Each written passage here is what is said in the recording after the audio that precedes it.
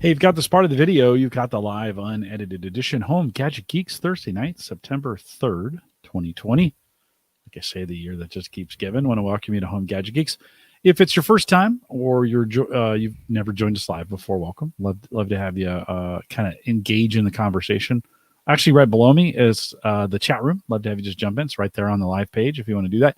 You can go to the YouTube instance as well if you want to do it all in one or pop the chat out. Actually, you can do that right from the live page if you want to get that done. So pop the chat out and expand the video. Mike's going to be showing some things, so this might be a good time to put us full screen tonight, or at least towards the end, maybe as we get going. So appreciate you guys coming out, being a part of the program.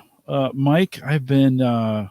I think I drank this last week too, but I've been doing Day Blazer. Oh man, you got me hooked on those. It's so good. They haven't been featured at Hy-Vee. They were back when, and so I haven't been grabbing them. We've been going back towards the.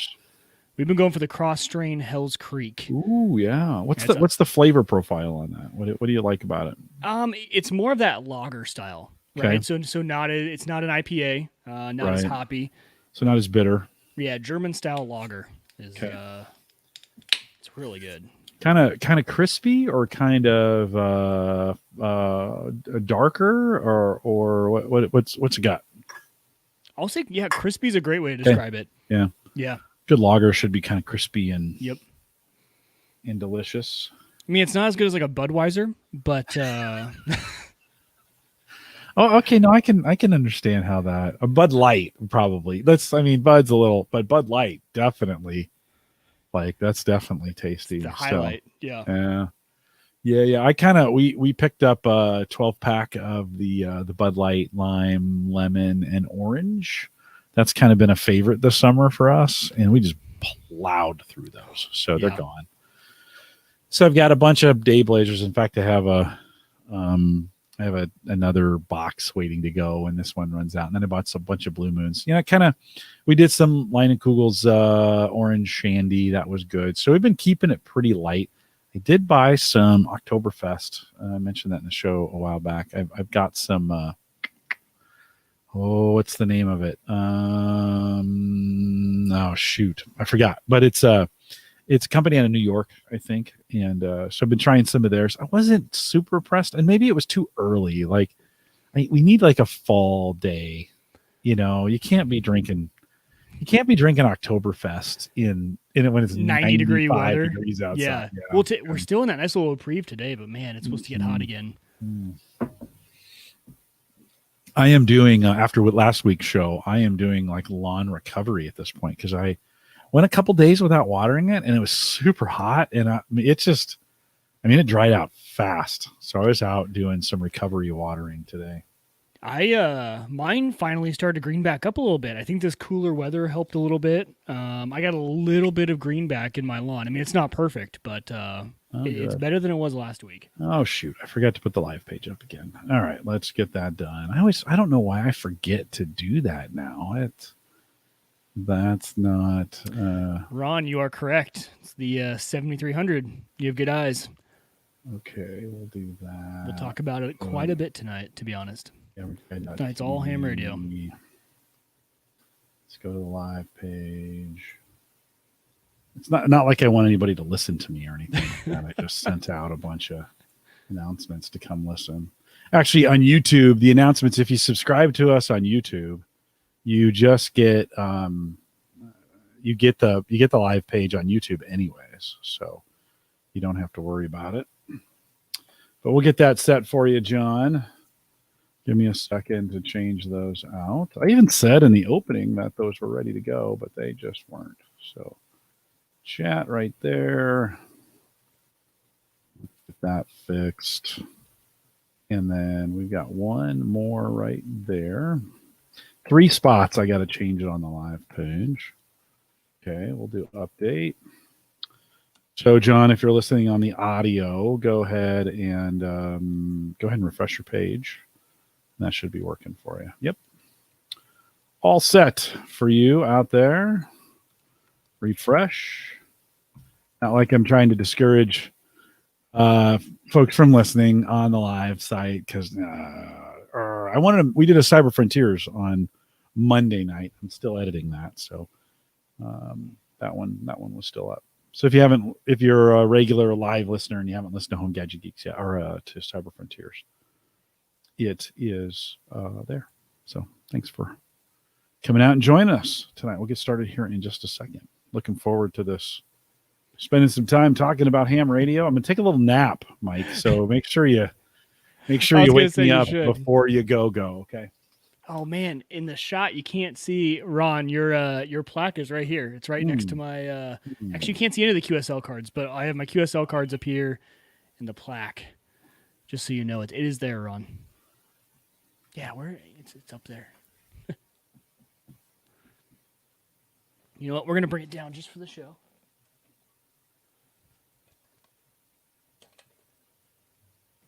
There we go. All right, now that I got my act together, Ron, I will retweet your tweet there. Good work. You're the first one. Oh, no, Uyghur was the first one. Let's like those. Let's get that one done too. Uyghur's a good co-host. Good co-host. Good job. Good job. All right, let's get this put back. There we go. All right, Mike, I think we're set. I got a bunch of stuff to do up front, so you can be goofing around before we go. But and I'm looking at you, so it looks like I'm moving around, but I'm looking right at you when I'm doing this. Worries. That's the hard part. So yeah, sounds good. Sounds good. All right, let me do this thing. I'll have 2 to get done. Good thing it's a holiday weekend. I'll have plenty of time to get some shows out. Maybe this will come out on Monday. I need to get Cyber Frontiers done. So, okay, let me do this thing. This is the Average Guy Network, and you have found Home Gadget Geeks show number 458, recorded on September 3rd, 2020. Here on Home Gadget Geeks, we cover all the favorite tech gadgets that find their way into your home. News, reviews, product updates, and conversation, all for the average tech guy. I'm your host, Jim Collison, broadcasting live from a beautiful Bellevue, Nebraska. And, of course, we post the show. And we'll have some show notes. Mike's got some good ones for tonight, so make sure you head out. theaverageguy.tv/HGG458. And tonight we are talking ham radio stuff. We'll get to that here in just a second. So for all you YouTubers who come in and are waiting to, where's the content? Well, you can skip ahead a little bit. We got some community stuff to do up front, but appreciate you guys being here. First of all, big pandemic thanks. It's September, Mike, and big pandemic thanks to HelloFresh. I got to say this. It's the month of September. They've gotten me through the pandemic. Like, I can't. I'm going to choke on my own. He's so excited. He gets all choked up when he thinks about HelloFresh. HelloFresh should be like, oh, this guy's a loser for doing that. Not sure what happened there, but of course, early in the pandemic, we've been on HelloFresh for the last couple of years, and Sammy and I kind of took over the cooking starting like March. And I don't like regular cooking anymore. Like, I don't want to go to the grocery store, buy the ingredients, put it together. I want it to show up in a box, take it out of a bag, cut up a few things, and make some dinner. And we've been able to do that pretty easily. Keeps you healthy too. I mean, it's so easy. Everyone's talking about the quarantine 30, the quarantine 50, whatever you want to call it. And eating those meals, though, keeps you eating good, right? Tastes amazing and relatively healthy. Yeah, no, it's been super good. So if you haven't tried it yet and you want to give it a try, maybe now is the time. You can head out to theaverageguy.tv/HelloFresh and get $40 off your first order. So we appreciate you guys doing that. Big thanks to Dave McCabe, who was here last week, talked lawn care. And Mike, my lawn was looking good during the show. I don't know what happened over the weekend. It just dried out. I think I got lazy on the water or something. And so I'm doing some emergency watering this week, trying to bring things back. Did you take anything from the show last week and implement it? Well, I'm just waiting for that time frame. We're waiting for kind of that cool down to kind of happen. And I noticed that when we were looking at the calendar, we saw some, cooler temperatures. But this weekend, again, we're back up in the 90s. So I don't know. We'll have to see when we're actually going to get that cool down here in Omaha. But I did notice my neighbor was out there with his thatching rake, and he had a spot in his front yard that is completely dead. And I was shocked. I was seeing him rake it and just how much stuff was coming up that dead grass. Which is probably really going to help him out in the spring. Yeah, no one's seed just yet, but getting some of that up and getting it ready is pretty good. Big thanks to Dave. Lots of material, an hour and a half of the show last week, but kind of get you ready for the fall and for the winter. So big thanks to Dave for being on the show last week. He always kind of crushes it. We've been talking about meetups, and we're starting that trajectory of doing some virtual meetups. So nothing in person just yet, but we have some dates. So Mike, for our Patreon subscribers, so for those of you who've been supporting us on Patreon, we're going to kind of throw a Patreon thank you party. So the September 24th, that's a Thursday night, hour before the show. So 6:30 to 7:30, and Patreon subscribers, I'll send you this info. But 6:30 to 7:30 p.m. Central, we're going to kind of do an open meetup. You and me and those folks, an hour, kind of goof around. We're going to talk about the barbecue meetup. I'll talk about that here just a second. That's coming up. But we just want to spend some time with our Patreon subscribers. So for those of you on Patreon, look in your inbox for something from me, and we'll do kind of a Patreon subscriber meetup. I kind of want to talk with them. They're the most engaged listeners that we have since they help support the show.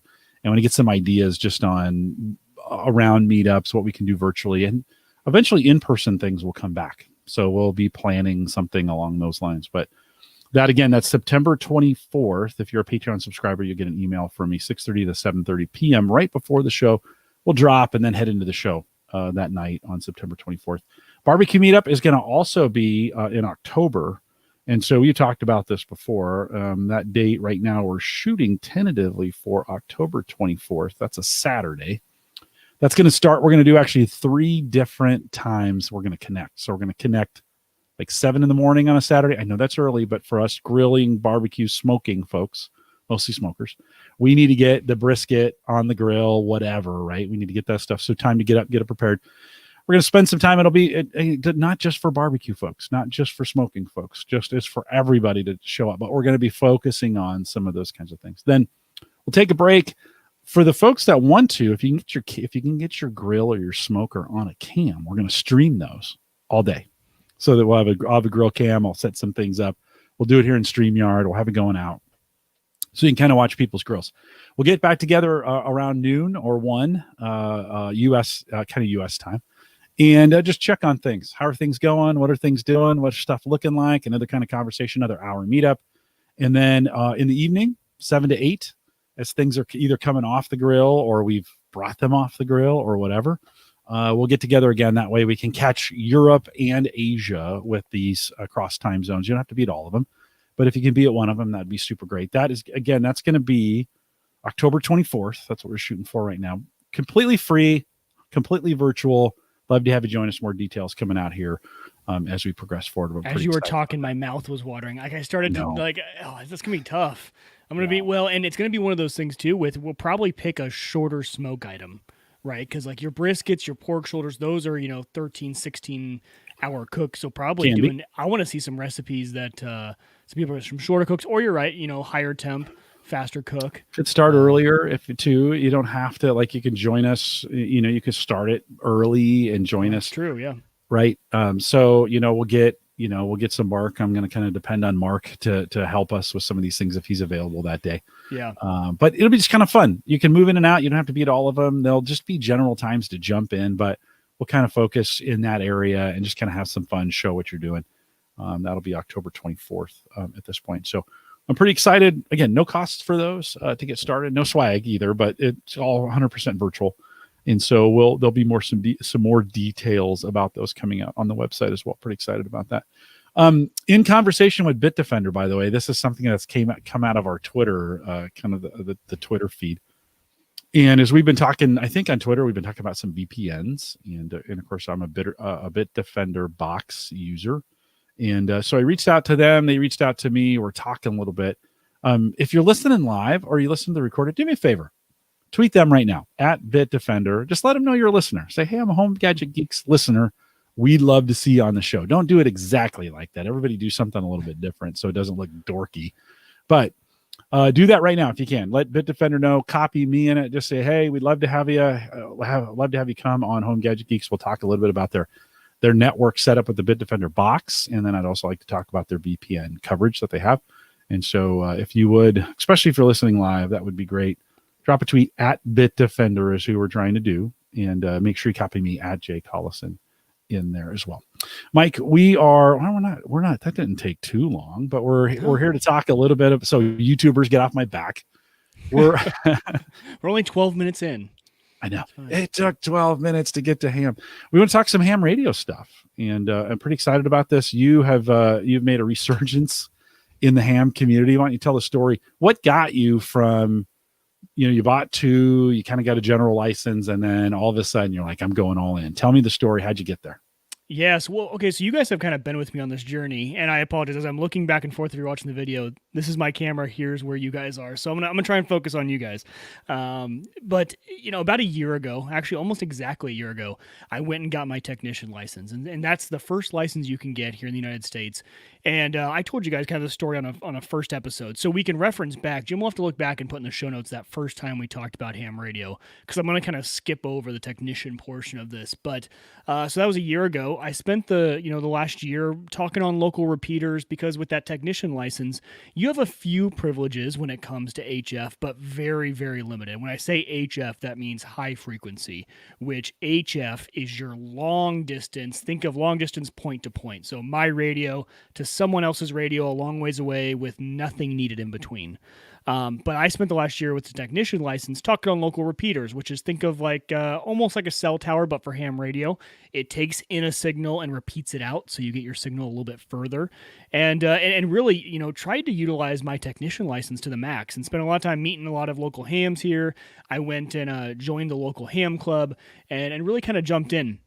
But as Jim warned, and as everyone predicted, there was some time there, probably, as we started to get, especially towards the pandemic, where I kind of, just didn't spend much time with it. I was in and out of different hobbies, and I've always had a radio in my car, and that's honestly when I spent the most time on the radio, was drives to and from work. I'd hop on the local repeater, and it's kind of like having your own little coffee club, because as you're driving, you find the guys who are driving to work during the same time as you, and you kind of all get on the repeater, and you're just chatting away about your day, and then you do the same thing on the way home with maybe a different set of guys depending on what time you drive.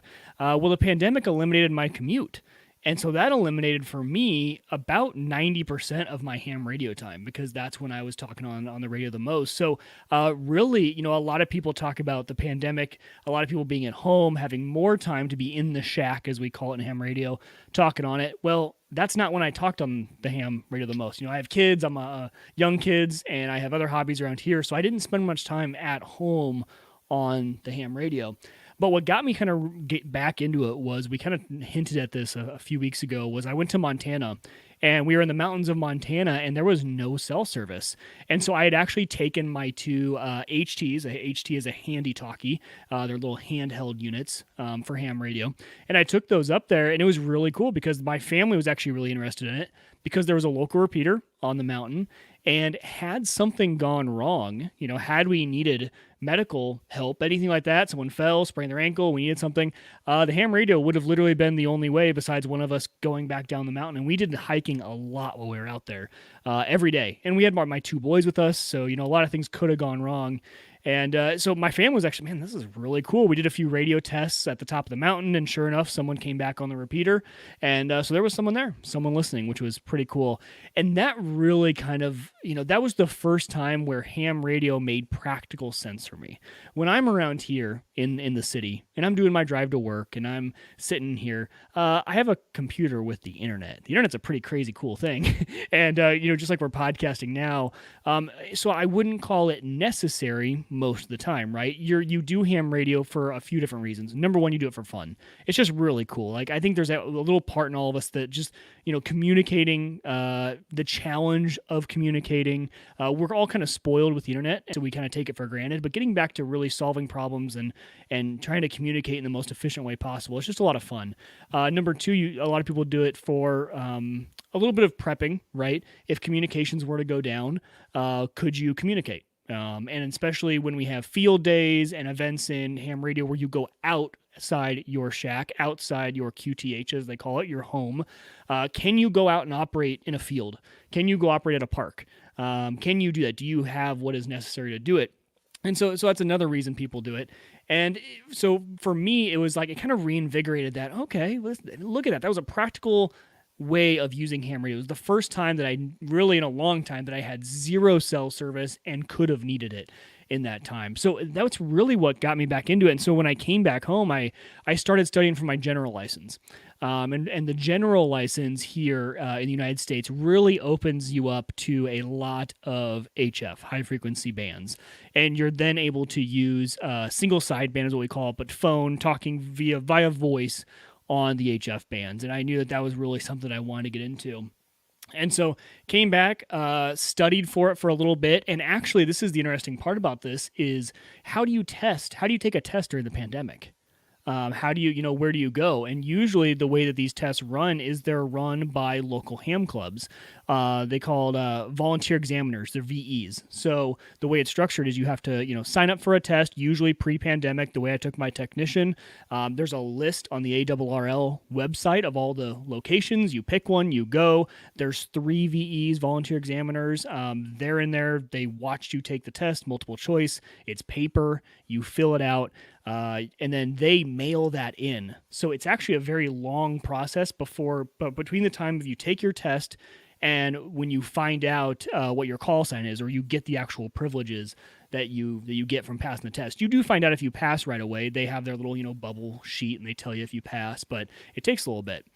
Well, so since the pandemic started, they actually totally redid the way testing works.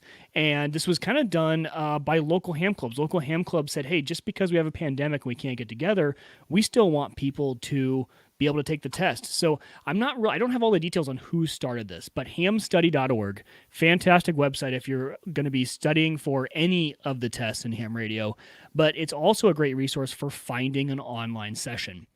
So they've gone through already 2 versions of their software that they use for testing in this time because they learned a lot, and a lot of ham aficionados got together and said, hey, let's make this work. And so Ham Study Up, and Jim's got it pulled up on the screen here. It's a website where you can go and take practice tests. Because the way that these tests work, all the pool of questions is public. So they post the pool of all the questions. So you could actually, if you want to, just go and you could memorize all 500 questions and then go take your test. Ideally, you want to learn the concepts. I would highly recommend. Yeah, but it's a lot of work to study and memorize 500 questions. So if you're going to do that much work, you're going to know what you're doing, right? Right, exactly. Yeah, and a lot of times the way that a lot of these programs work is you take a question, you get the answer, and then you get an explanation for why that is the answer. Or I did the hard copy version. I actually have the book under here. I got the actual book to study from, and it has the codes for, hey, this is the question. This is where you reference back in the book to read up on that section, which was really nice. So that's what I did. I did a mix of memorizing and then going back on some of the ones where I'm like, okay, I have zero clue here what they're even talking about. Go back, read that section of the book to find out what you're doing. Long story short, you can find an online session and you can now take all these tests online, and it's a really unique process. So they actually have it down to a science. So the club I took it through was a radio club in Los Angeles, and you could tell they had gotten this down to a science. What happened was you sign up, you join a Zoom call, and you get I had no idea Zoom even had these options. So they start putting you into breakout rooms. So as soon as you come in, there's the first person, they check your license, they see you, and they said, okay, I'm going to send you over to this guy. And they start splitting you out because there are hundreds of people coming to take this test. But each person, the way that they have to do it is they're doing 3 volunteers to 1 person. So they have a lot of volunteers. But the great part about it is the volunteers don't have to be local to LA. These can be volunteers from all over the world that help out with this. So they have a lot of volunteer examiners. So you get passed around from waiting room to waiting room. And then in the end, you end up in front of 3 volunteer examiners. They have you show all the way around you with your camera. And to show, you don't have any cheating materials, you don't have anything. Ideally, you have 2 cameras, so I would have the one on my computer facing me. They had me put another one actually down at the end of my desk facing this way to make sure you can't cheat. And then the test is just taken online through their software. So you go to a website, they give you a code to punch in, and you just take the test on the computer. And it was super quick and easy. And, within 1 second after you hit submit, you find out if you passed, and they're all there. It's kind of funny because they're all waiting in suspense, like, oh, congratulations, And that's pretty serious, though. That's like, yeah, that's effort. You think ham, it's not like you're getting a license to run a nuclear power plant or something, right? right. But Good on them. Do you think that system will stay even after after the pandemic's over? I hope so. It It was seems it pretty was it was slick. pretty slick. Now Okay. I will say it did take a lot longer than it would have had I just gone to my local club. When I went to my club, because in your club they have you in a classroom and they're watching everyone take the test at the same Right. time. Right. More efficient that I way. was in and out in like 7 to 10 minutes when I went and took my technician. This took 2 hours because there you have to be in the waiting room and then you're in these breakout rooms. They're just waiting for rooms to open up for you to jump into.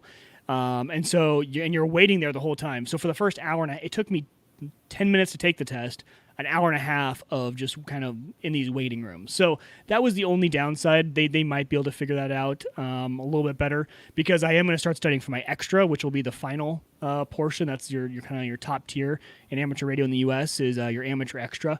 And so we'll see. But I really enjoyed it. And the fact that it was instant and they also, through their testing software, are able to submit that electronically to the FCC. And so I was in the FCC database the next day with my new privileges, with my new general. So Nice. it was really cool. That part, like the technology of all this, has been very interesting in how they have been dealing with the pandemic. And I think they have just done a really good job. Obviously, I'm not in school anymore, so I don't know how all the schools are handling this, but it was kind of a little insight into, okay, how do we do testing? How do we do, this sort of stuff in an online manner? And it worked really well. So Mike, how does this change the way you operate then, as far as Yeah, so let's go ahead and pull up my screen here. What I'm sharing with you guys right now is it's called the U.S. Amateur Radio Band, and this is the band plan. And what the band plan does is it lays out the different frequencies and which level of amateur radio operator, what privileges they have on each band. So you'll see an E, an A, and a G. Like let's look up at 40 meters here. You see an E up top, then an A, then a G. So amateur extra, they have a lot of privileges. And then you have your general, and general has a little bit. And you'll see then technician down here has very little. They don't have any green, which means they have no phone privileges. All they have is a little bit of CW. CW is Morse code. So a technician, what I was before I was a general, they could do a little bit of CW if you knew Morse code. But the funny part about that is most technicians don't know any Morse code. That's something they're going to learn later. They used to, and I don't know what year they removed the requirement, but it used to be a requirement to get even your technician license. You had to be able to do Morse code at least 5 words per minute. So everyone had to do it. They got rid of that requirement, and a lot of amateur radio officers are kind of split on that. They thought it was a good idea, but the other side said, they're kind of traditionalists. No, you need to know CW to get in ham radio. But what they found is that it actually encouraged a lot of people to go learn Morse code because there was no more pressure. It wasn't the pressure for the test. It was more for fun. Probably what they're trying to do, right? Increase some. It was probably eliminating too many people. Exactly. Yeah. So technicians have the only band they have phone privileges on, which when I say phone, that means talking via voice, is 10 meters. And 10-meter band right now especially does not have very good propagation, meaning you don't go very far.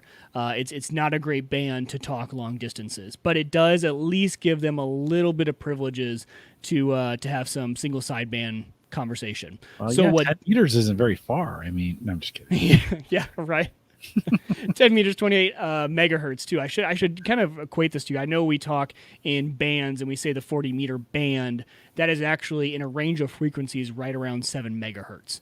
So when I say, HF being high frequency, think about that in terms of, the lowest really that you're going to talk on a lot. I mean, people do talk on 160 meters, but usually 80 is where the lowest they go, and that's 3.5 megahertz. All the way up to, you're looking at your 6-meter band, which is about 50 megahertz. That's what you're talking about when you're talking HF. But so for me, when I upgraded general, you'll see I really got access to a lot 40-meter band. I can do RIDI and data on 30 meters. I can do 20 meters. I can do phone, and I can also do RIDI and data. And you really get privileges on every single band when you're a general, a little bit. And then obviously you get even more when you do amateur extra. But at least what you've done is you've opened up yourself to be able to operate on all the different bands. But I like this band chart. This kind of helps kind of understand the different privileges you have. And I actually have this chart right here. It's printed out right in front of me when I'm sitting at my station. Because, as a new general operator, you do have to make sure you stick within your privileges. When I'm up on 40 meters, if you look up here, so the amateur extra, they can start talking on the phone on single sideband at 7.125. So if I'm scrolling around my dial and I hear some conversation at 7.130, I might just be like, oh, hey, I'm going to join in on the conversation. Well, my privileges don't start till 7.175 as a general. So you do got to keep in mind, and so that'll be getting ingrained in your head, but that's why I have it printed out right in front of me to make sure, okay, where does my privileges start and end on each band. So this is nice, though, that the ARRL and the FCC have worked together to kind of develop this plan and have it organized. It's not just a mess. A lot of times when you think of CB and you think of kind of the Wild West, you think of FRS, GMRS, things like that, and they're still organized, but this is a much more organized plan than you would get in most other places. It's pretty intense, Mike.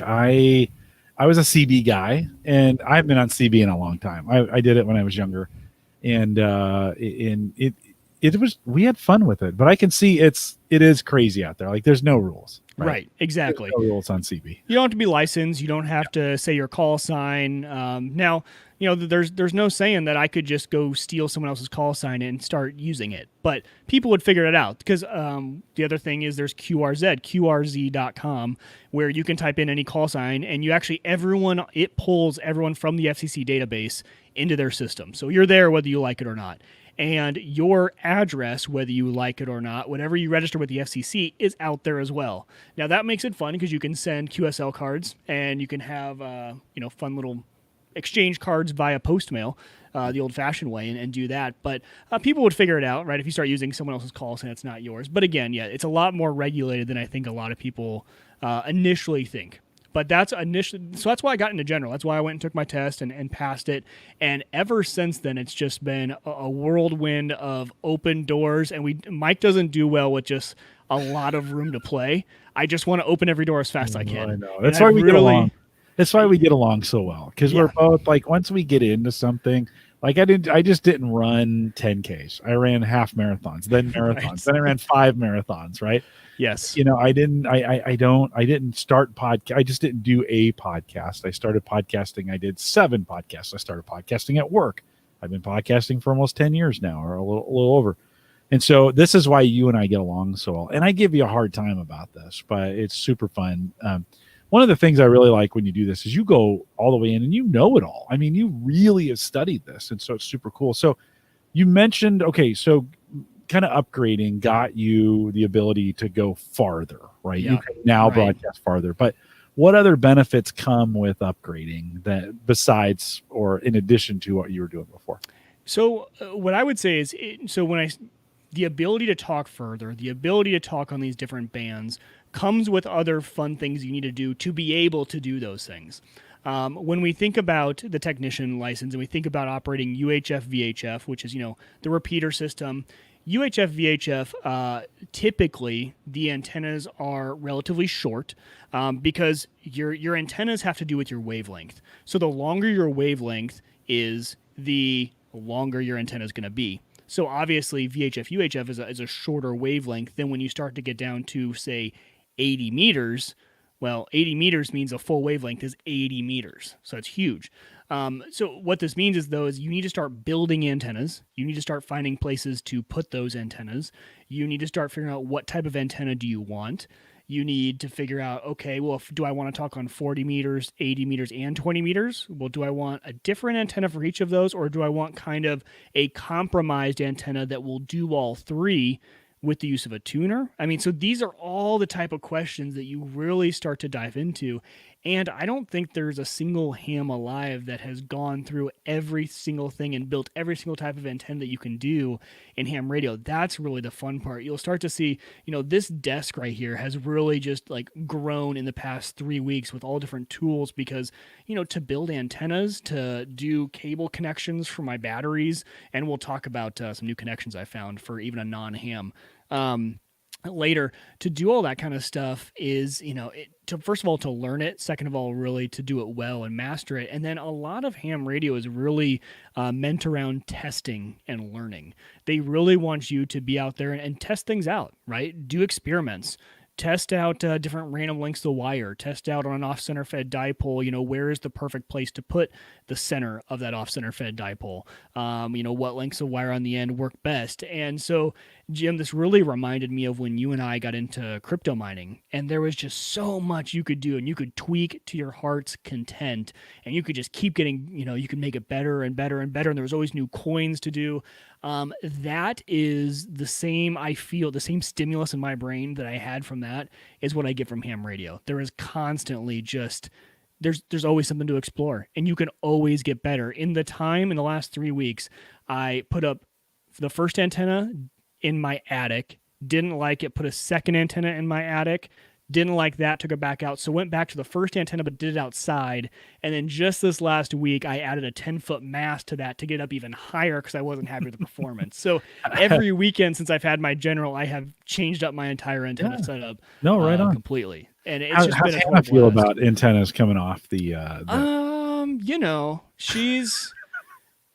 oh, Hannah. Yeah, I felt bad for her because the first time in the attic, it was great because you couldn't see it. So number one, check, right? I thought I was perfect. Well, then I went to go transmit, and every time I transmitted, her Zoom call cut out because I ran the coax right next to the Ethernet wires, and that 100 watts cranking through that coax to the antenna just messed with that. Yeah. So that didn't work, right? So that didn't win the wife approval. Well, then I moved it outside and added one mast to one end of the home, and she was like, that's not the best look, but okay. And then last weekend when she was in Lincoln, I put up a longer 10-foot mast in the center, PVC, and painted it brown. It's pretty ugly, and I couldn't get a thick enough PVC, so it kind of has a bend to it. And actually, I might be able to. I'll look for a photo while I'm talking here about it. But so can those antennas go anywhere? I mean, but you need to be able to run cable to them, right? Right. It's not like you can go somewhere, set up an antenna different, and then access that antenna from a remote location, right? You gotta kind of want to have it close. Is that right? You need to have it close, and you need to be able to run a cable into your shack. Okay. And do that. So here is, let's pull it up here. While you're doing that, Brian has a little advice. He said you need to go to her farm, Mike, so you can build it on the silo. Jim, I've almost wanted to move because of ham radio because I need to put up like a 100-foot steel tower on my property, but I can't do that in the city. No. Okay, so let me not your neighborhood. No, not in your neighborhood. While you're looking that up, as a kid, not across the street, but across the street and down a little bit, we had a neighbor that had a big antenna. Oh my gosh, Mike. All right, we're showing this for our audio listeners. You just kind of describe what we're looking at here. Yeah, so this is the back corner of my house, luckily. But there used to be a satellite dish on the corner of my house, and we obviously don't use satellite. We haven't until we moved in. And so I took off the satellite dish, kept the mount there, and imagine a 10-foot PVC pipe sticking out of that satellite dish holder. So that is running up at the very top of that pole is the centerpiece of an off-center fed dipole. So there is a wire coming, if you're looking at the picture, coming back towards us. So I'm standing under a tree that this wire comes off and connects to the top of a tree that I'm standing under. The other side, because there's two sides of wires on the dipoles, the other wire goes all the way down to the front of my garage, and I have a little 3-foot like a TV antenna mast up on the corner of the front of my garage, and that's where that other wire connects to. But the reason I put it here is because I can run it down. This is where all of my electrical and Cox cable and everything punches through. So I was able to just run the coax down and not make any new holes in my house. Well, I did have to make a new hole, but not in any new locations where there's not already cables running into the house. So that runs right down in the basement, along the basement, and right down here to the shack to this radio sitting right here. But this is what I'm talking about. So this antenna, the other antenna for my VHF, UHF, for me to talk to all the local repeaters, that antenna is probably from 3 to 4 feet, and it hangs in my attic on a nail. It just hangs up there in the middle of the attic. It doesn't need to be outside. It just hangs down. Just a random, antenna that's really short. But when you get into HF, you're really committing because, your antennas, you can do shorter antennas, but you're going to have terrible performance on them. You really need to get a nice long antenna. Jim Shoemaker has a comment. He says, connect a transmit wire to a drone. Run power up the wire to keep the drone in the air whenever you need to transmit. Launch only when you want ham. Otherwise, just reel it. This was kind of my idea about home security. Like when you'd have like when the cameras go off, you'd have a drone in your backyard that would launch and go up into the air. That way you'd get you'd get a down approach or a down camera. They I'm not sure that would work, but they do have other sorts of like portable antennas. There's one that we'll talk about later that I have in my go bag for when I do Parks on the Air activations. So there's all sorts of stuff, but I'm on my radio enough that I don't want to have to be going out and setting up an antenna every time. But some guys do. There are some guys who they live in an HOA. So I do live in an HOA, but I went and read the bylaws, and there's nothing about antennas or anything like that on your home. So this is perfectly acceptable. Surprisingly, from that picture, it looks really bad, but from my curb appeal wasn't in effect. You can't see this mast from the street. The only person who can see this really are my neighbors in the circle, which I'm really jealous of them. They have these beautiful 100-foot trees in their backyard. I'm like, man, well, if I had a 100-foot tree, I wouldn't need this ugly brown PVC pipe. A little rough there, Mike, by the way. Well, and just see the paint stripe now I have because I painted that PVC pipe in the lawn. So now I have a permanently painted brown stripe. You're committed. I like that. You're all in. You're committed. I do like that. I like the commitment of the lawn's okay. The antenna is the important thing. Yeah. Oh yeah. About. So besides antennas to do this, and I think we're going to hear some antenna stories over the next. Oh yeah, I'm sure you will. Months. I think there's enough here to keep you active and busy for at least 6 months before you decide to stop doing it. But maybe just calling it. I think the rest of my life, man. This has been so much fun. But I've said that before. I mean, we were into crypto for I don't know how many years, so it'll probably be a few years. We'll see. Yeah, Jim's being serious, and I don't disagree with you, Jim. That could be a great idea as you need antennas for that. Mike, what else though? Okay, so we're going to be seeing new antennas from you for the next 6 months. What other kind of equipment does it take to be a part of this? Did you have to upgrade your hardware then? Yeah, and we have to be very careful. My wife's upstairs and she can hear, so we're not going to talk prices right now. But you do need a new radio.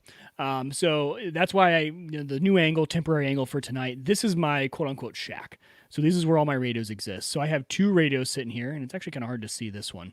But over here is my radio that I've always had as a technician. So this is my UHF VHF radio. I use this tiny little thing to talk to all the repeaters, and I've had that for a while. So that's nothing new. But for those of you who are interested, this is a really cheap radio that I think just works great as a little workhorse.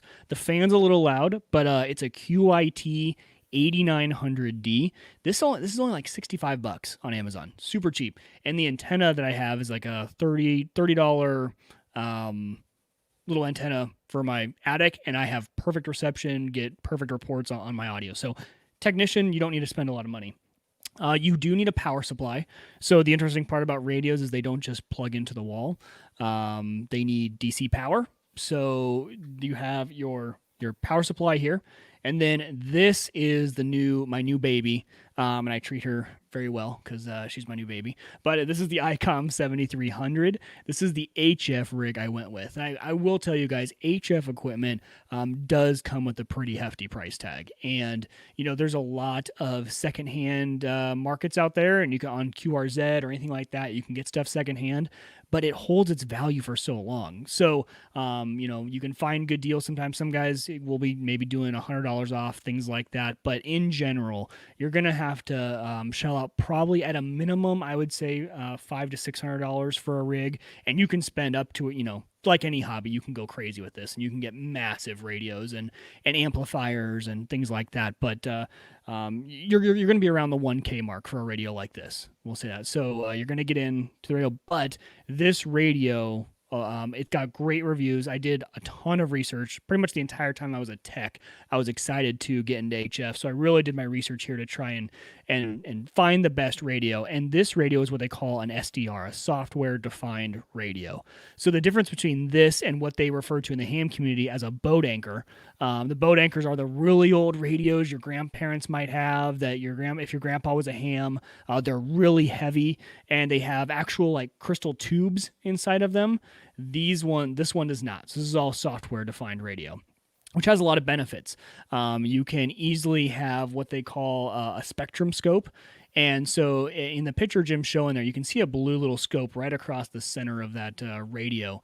And I wish I had a second camera because I could have shown you guys. I'm actually going to I'll throw up a high res photo here. Yeah, that sounds great. You keep talking, and But a spectrum scope, what that does, and this is one of the great parts about an SDR, is it shows you the as wide of the band as you want. So let's say I'm on 20 meters, and it'll show you with a visual representation if there's activity on the band. So there we go. So right in the center there, you see that blue with some white stripes coming down. They call it the waterfall. So that is showing you about let's pretend that that's 80 megahertz worth of space right there. So you can see, oh, hey, so if I scroll around, if you go to one of those white little lines on the screen, there's activity there. There's someone talking.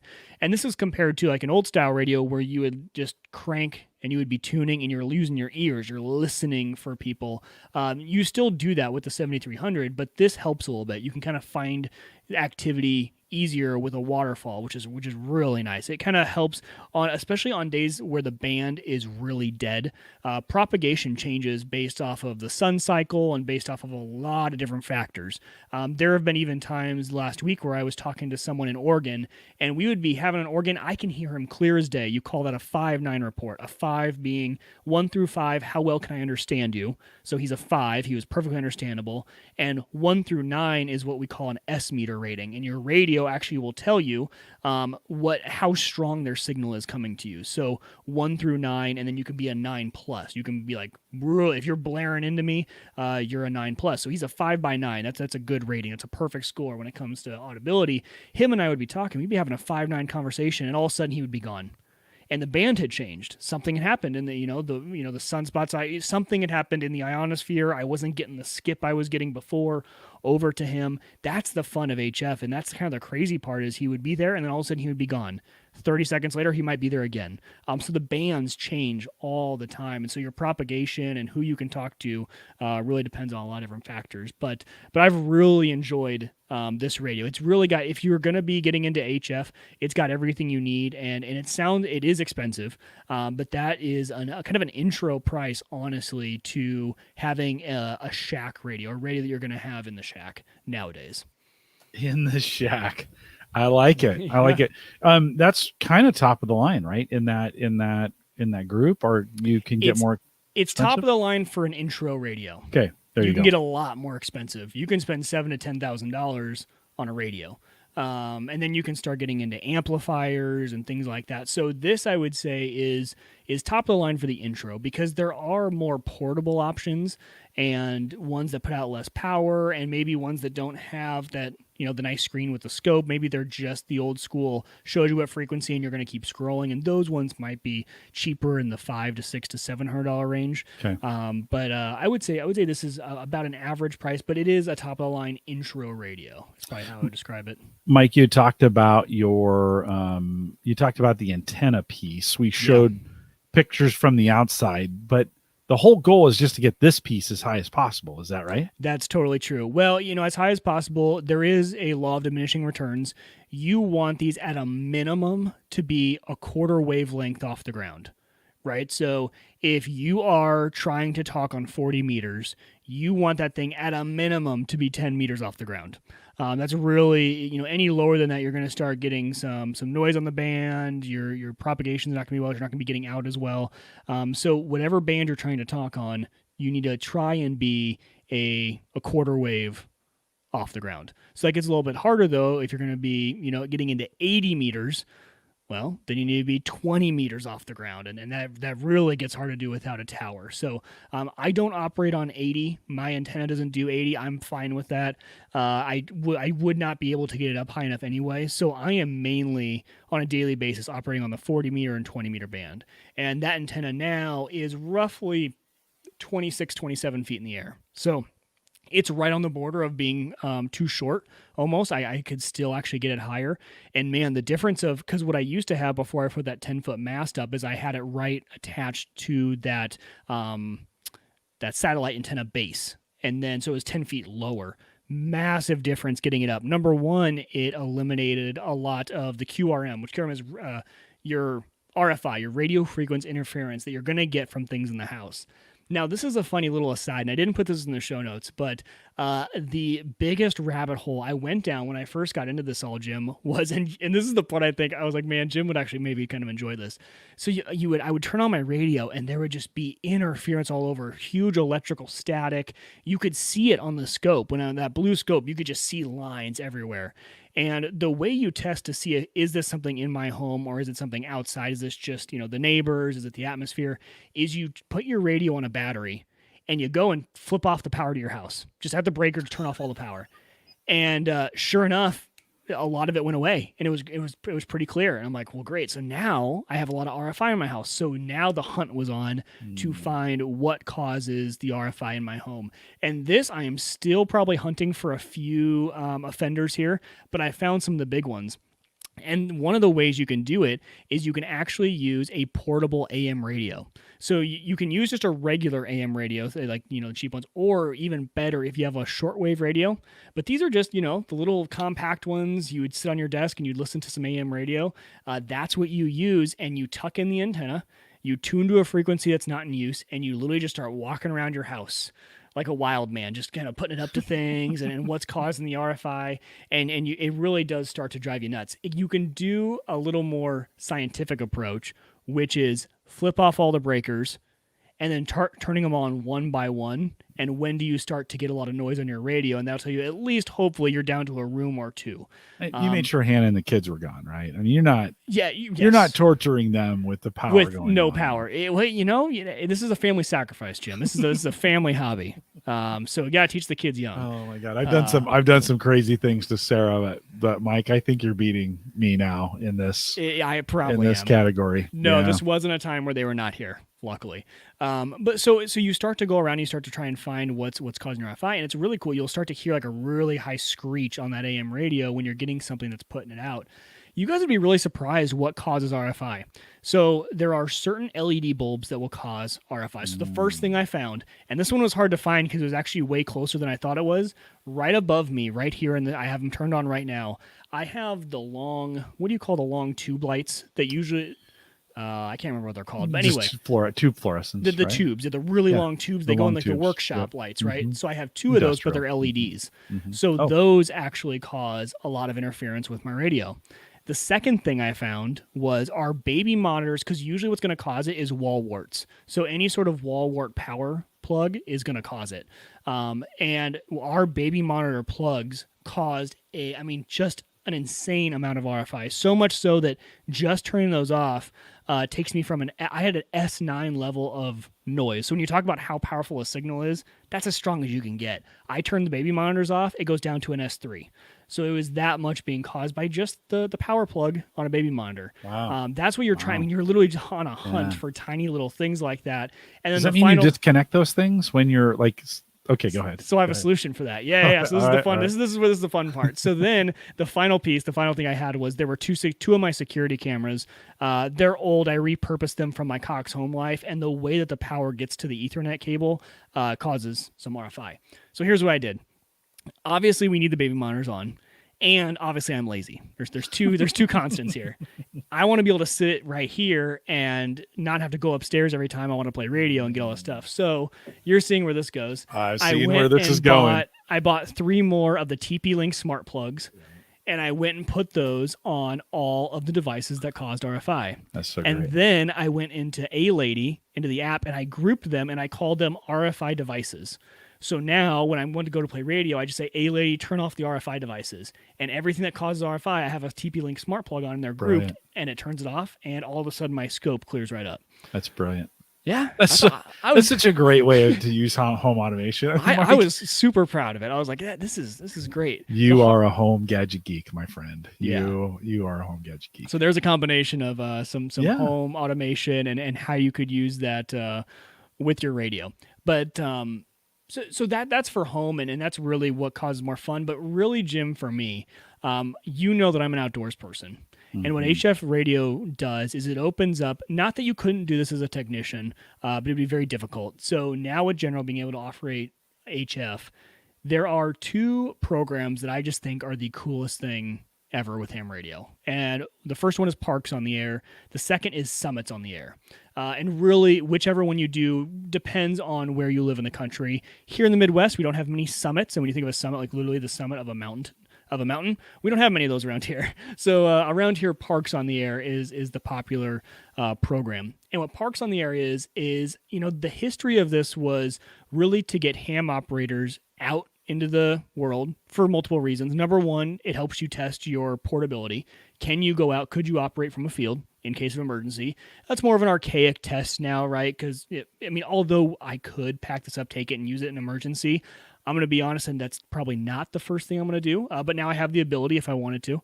But number two, education-wise, you get out there, you have your antenna, and people get curious, and they'll come up to you and ask you questions. So it raises kind of awareness for ham radio. But the structure of this is really cool.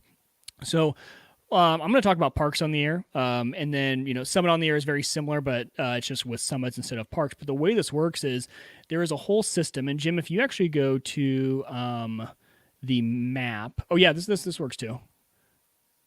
Go up to Find a Park. Is that what you went to? And near me. Yeah, this will be great.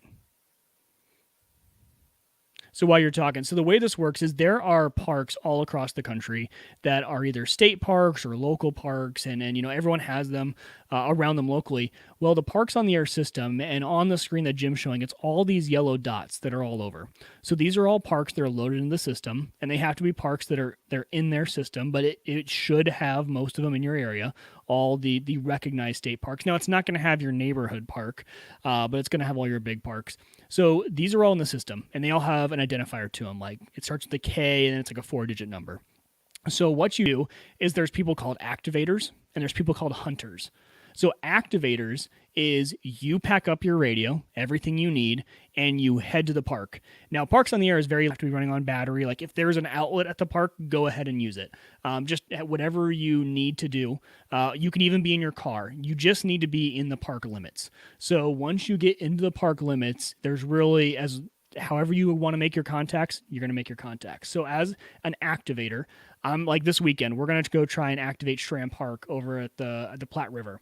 So I will pack up. I will go to the park.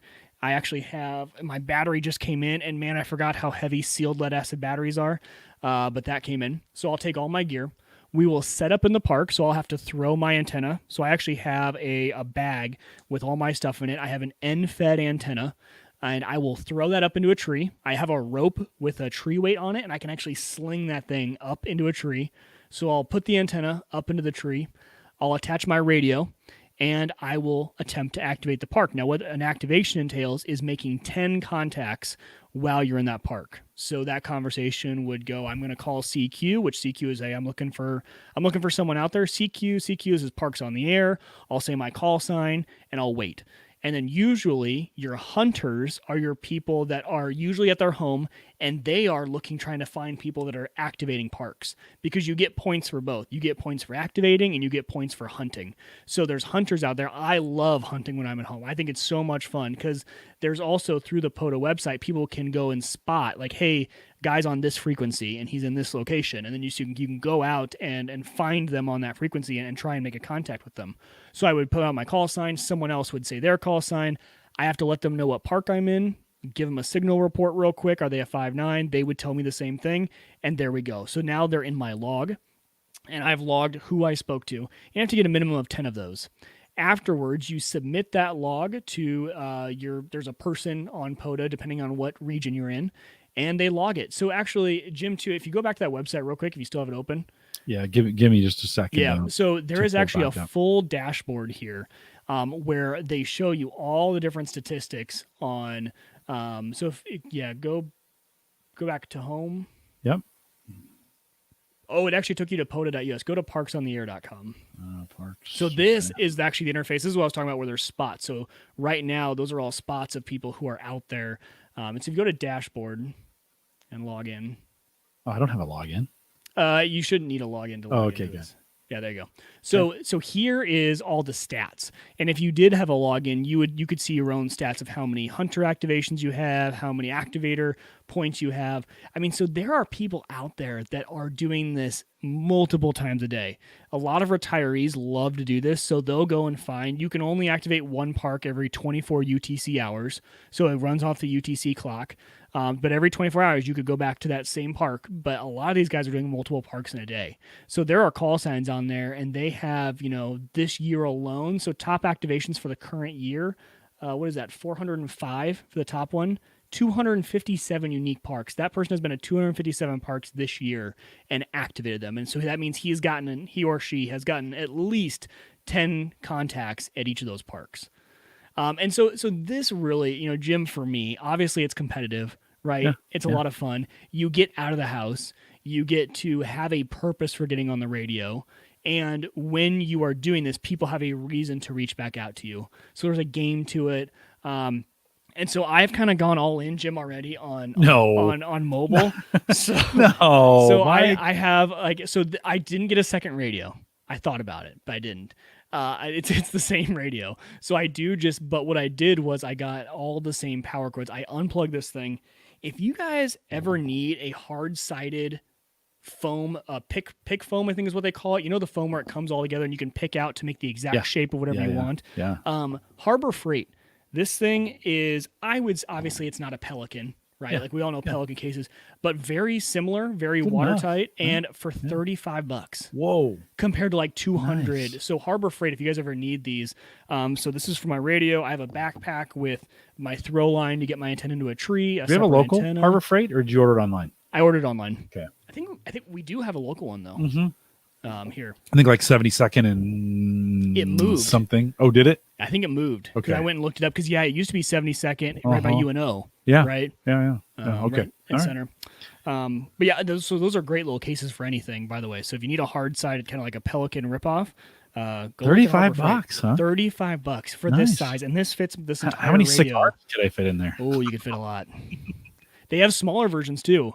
Yeah. And they even have larger versions for people because I kind of wish I would have gotten a larger because then I could have fit my battery and the radio. But then I have just my backpack for everything else. But I just disconnect it and go. What? Well, you taking the kids with you when you do that? Yeah, we do. Yeah, it's good. Yep. It's fun with the boys, right? I mean, that's a fun thing to do with them. Pack them up and go do those things. Well, and Hannah so we went and did this the other weekend. We actually went. Our local ham radio club had a meeting at a park on a Saturday morning, and people just kind of showed off what they were working on, and we tried to activate the park, and guys brought air cannons to get their antennas into the air. It was a lot of fun. Really? And it was, I mean, these guys are custom like PVC pipe, just air cannons, and they're launching this antenna. Like it was really cool. Video for that. That'd make some good Home Gadget Geek video. Yeah, I think they have some pictures. I'm going to try and find some pictures of it. And I plan on making some videos of these activations because it was really cool. And what Hannah told me was, she goes, man, you didn't tell me that there was like a part of radio where we could go to a park every Saturday. She loves that. That's great. And so she even brought up, she goes, what if we tried to activate every park in Nebraska? Mm-hmm. I was like, that would be a ton of fun. Like having that as a goal, obviously it would take someone like us with not much time a while to do that, but over a course of maybe 3-4 years, try and hit all the places in Nebraska. I think it'd be a lot of fun. Something fun to do. That's pretty great. Yeah. It's great when you can, it is, I think it's great when you can get the whole family, including your wife or a partner, interested in this and to do the thing together. I think that's a super great way to go about it. Mike, okay, we're Home Gadget Geeks, and listen, you don't have to justify it because like you used remote plugs. You're talking about like how to get things up in the air. We talked about drones, some of those other things, right? I think our geek cred is covered at this point. But can this thing? I mean, we do have computers now, and we do have the internet. So is there a way to interface this in? I mean, can I use this with my computer? Is there a way to do some things on the internet with it? How does that work? So yes, and right. So the internet is very interesting when it comes to ham radio. There are the digital modes that utilize the internet. There's a lot more of those on UHF, VHF, and actually a lot easier to use with your technician license.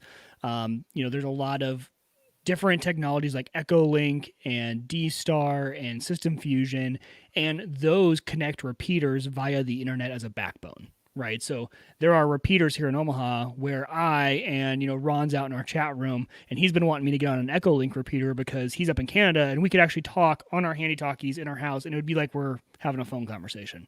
Those are linked by the internet as the backbone. So there's digital in terms of it uses the internet as the backbone. For HF, a majority of digital in HF, it uses the computer to, I think of it as like modulating the sound to the radio to kind of give the radio what sound to send, but you're not using the internet, right? So I'm going to show you guys a digital mode right now. It's called FT8. And FT8, there's no, I could unplug the internet from this computer and it would still work fine. The computer is really just, it's listening and it can comprehend, it's kind of thing, it sounds like a modem. If you were to turn the volume up on your radio, it kind of sounds like a modem. It can interpret what that means, but I can't. So the digital modes here are interesting because number one, the benefits of digital is they can be heard with the slightest volume. So when I'm doing digital, I could be heard by France and Germany, and there's a website you can actually see where you're being heard from with your digital modes. Whereas, because it doesn't need to be very loud for that computer to pick up the sound. Whereas if I was doing voice, no way I'm reaching that far. And especially for someone to be able to hear me. So digital goes a lot further with the same level of power, right? We're still running 100 watts here, right? This radio is 100 watts. So 100 watts on single sideband, which is voice, not going to be heard as well as on an FT8 signal that goes pretty far. But so there are a lot, I am just now getting into different digital ways to interact with HF. There's ways to send email via HF, right? Signal there. So there are ways that use the internet, but the FT8 is probably a fun one because although it's fun to have the connection to the internet, I don't know, Jim. Like, to me, that kind of defeats the purpose, right? Because I could jump into a Discord and talk with someone across the world if I want to, if I'm going to utilize the internet. Yeah. For me, I kind of want to be able to do it from radio to radio without, a repeater is one thing, but without anything in the middle. Sure. So let me pull up FT8 for you guys real quick. And this is, I will share my screen and show you guys the computer interface.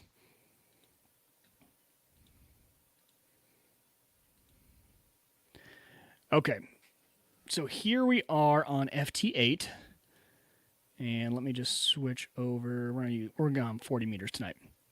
So what this is this is an application running on my computer. And I'm going to explain how this is set up. So there is a USB cable running from my computer to my radio. The great part about the ICOM 7300 is that you can do everything through that one USB cable. It can control the radio as in, hey, switch to this frequency, switch to this mode, do this, do that. It can tell the radio through cat control what to do. But it can also send and receive audio signals. So on some other radios, you might need an actual audio card, like a USB audio card and then you would run two, like a headphone cable and a microphone cable into that. But with these 7300, it's just one cable, which makes things really nice. But what we've done here is we're using a program called WSJT. And this application allows us to operate with multiple different modes of digital HF modes, but FT8 is the one we're doing. So right now, what we've done is we've told the radio via this program to go and tune to 7.074 megahertz. And there's a designated frequency for different digital protocols. So for FT8 on 40 meters, that's the frequency people are going to turn to for FT8. So you got to think, if they didn't have that, you would have to scroll all through the band to try and find just one FT8 signal. So this puts it into a centralized location. And so what it's doing right now is the way FT8 works is there's a listening period and a sending period. So every time you see this blue progression bar, so we're in, I think it's 15 seconds. I believe it's 15 seconds. I don't know that for fact, though, but I think it's 15-second periods. So we're listening, and you see that decode pop up. So it's hearing signals, and then over on the left, here's what it's spitting out. And what it's spitting out, it might be hard for you guys to see, but literally what it's telling me is how strong of a signal did I just hear? What frequency did I hear it on? Because although it's 17 or 7.04, there's little tiny segments of that frequency that it's using. So what exact frequency is it using? And then what is the message that was sent? So you could technically send anything with FT8. You could type in any message you want if you really wanted to. The way the program works and the way the whole system is set up is there is a certain cadence to the conversation. And the cadence goes, I'm calling CQ, which is CQ is saying, hey, I'm looking for people to talk to. Someone reach out to me. I'm seeking you, is the way people think about it. I'm seeking you. And then when someone hears back, they say, yep, I heard you. And hey, you were this strong to me. And then if the person who called CQ usually responds to the first person who responded to them, they'll give them back their signal report. We'll say, okay, cool. Thank you. 73. Goodbye. And that's it. It's a very quick back and forth conversation. So this is not a chat room. This is not, hey, how's it going? How are you? This is literally just contact, quick and easy contacts. There are definitely protocols to use like RIDI and things like that where you can have more of a text style conversation. This is really fun because you start to see how far your radio can go. So let me just, as an example, let's pick one of these guys calling CQ. So let's wait for this receive to go through. Okay, so items in green are CQs. So we're double clicking. So right now my radio is transmitting. So you heard it. If you heard it click, it was actually tuning. I forgot to hit the tune button before. So it was using the internal tuner to tune. So what we just said here was, hey, call sign of this guy, KF4UDL. It's W0EGR, which is me. And this is my grid square. This is where I'm located. And we'll see if he picks us. We'll see if, number one, he can hear us. And then number two, if he responds. He did. So here's him. So he said W0EGR. This is him, KF4UDL. You're a negative 12 dB to me. And so now I'm responding. Now my radio is transmitting. And this is all automatic. I didn't have to click this. See, it's flowing through these messages down the right side based off what he's saying. So he gave me a signal report of 5, negative 5 dB. And so he should come back here and say RRR. Yep, he actually combines it. So he does RR73. 73 means have a great day, good talking to you. And then you guys can't see because I'm not sharing, but my software just came up here to log this conversation in my logging software. And that's it. That was the entire conversation. So right now my radio is transmitting 73. So you see I said KF4UDL, it's W0EGR, 73. And there we go. That is the end of the conversation. So what we saw there was a guy was out there calling CQ. And by the way, he was 845 miles away from me. So it says right down here, it looks up his call sign. It says how far away he is. The other thing you can do now for fun, if you want to, is you could open up your QRZ.com, QRZ, and you could type in his call sign, and we could read a little about him, his bio. Who is he? He might have some pictures up there for his profile, what he's into, things like that. But that is literally so the quick back and forth. So let's do the opposite real quick. I'm going to call CQ, and my computer's going to wait because we're right now in the receiving portion of our time slot. So as soon as this bar gets done, and now my radio is transmitting. So it's putting out 100 watts through my radio. So all this is happening. My computer is generating what to send. It's doing the signal. It's sending that to my radio. My radio is pushing it out the coax to the antenna in my backyard, pushing out 100 watts. And with the message it's sending digitally is CQ. So CQ, my call sign, Whiskey Zero Echo Golf Romeo with my grid square. And we'll see if anyone comes back. No wonder the lawn is dead. It's pushing 100 watts, bouncing off the lawn. So someone did. So someone sent back. So we're talking to Victor Alpha 3, Foxtrot, and he is also 894 miles. I must have really good skip to someplace 894 miles away. Real quick, I'm going to look up this call sign while I'm talking to you guys and see where this guy's at just for fun. So again, we are located in Omaha, Nebraska, and this guy is...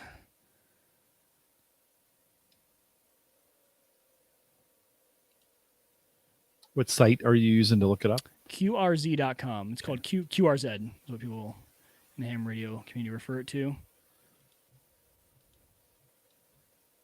A three letter URL. That's pretty great. Like somebody grabbed that thing early. So this guy's actually in Canada. This is Igor. He lives in Brampton, Ontario. And that's who we're talking to right now. So actually, we just got through the whole conversation in that time that we were talking. So what happened was, we called CQ. He came back to me, and he gave his grid square. I was a really strong signal to him. I was only a negative 1 dB. And he was actually really strong to me. He was 0 dB. And that was the whole conversation right there. Ron says that's somewhere in Toronto. Okay. Yeah. Mike, I'm kind of thinking we need to the November virtual meetup needs to be ham. That's I think that'd be a lot of like fun. I think that would probably be a good. It'd be fun to get some folks together. Maybe we do, morning and an afternoon meetup and get some folks involved. Kind of, get a group together, talk about it, do some things, see if you can reach each other. I mean, that'd be kind of fun. I think it'd be. And then for folks who are interested in and maybe getting into ham, I think I said this to you the last time you were in. I kind of thought that was dead, like CB radio, but apparently not. No, Douglas no. Douglas had jumped in earlier and said I'm a volunteer first responder firefighter. During emergency, ham operators are critically getting information out to the public. They're part of the emergency center during disasters, and so I think we've talked about that before. But again, I just until you got into this, I just kind of thought. Well, to be honest, I think we have to give a lot of credit to, there are a few YouTubers, some big YouTubers, big in terms of they got big because of ham radio, and they are doing such a good job getting people like me into ham radio, right? Because there's a whole generation who lives on YouTube, and it's really, if it weren't for their videos, and they're always talking about new antennas, and these are younger guys too, right? A lot of them are my age. There's a few of them that are older, and that's been huge because there's a lot of education. It's the way I learn. I learn through YouTube, and since there's now a community there wasn't really a ham radio community. I mean, there might have been your niche guy, probably a really small YouTuber, but there are now probably 10 to 12 to 15 of just guys who are cranking out a bunch of really good ham radio content. And I think that's what's, driving a lot of people into this, because I'm a part of their Discord and their Facebook groups. And I mean, there are just thousands and thousands and thousands of people and so many comments of, hey, just got my call sign today, and a lot of new people. So yeah, I don't know what caused the resurgence in this. I will say, I mean, I would love to see the numbers on how many new hams each year, how many new call signs are issued, and see if that number has gone up. I feel like it probably has. I don't know though. Maybe that's just my feeling because I'm into it now. It's because I have the red car. Everyone has a red car. But yeah, it's a lot of fun. No, it's interesting. Again, I thought those days were gone, but certainly not. And I think they go in cycles. It kind of goes in ways. It's like social media networks.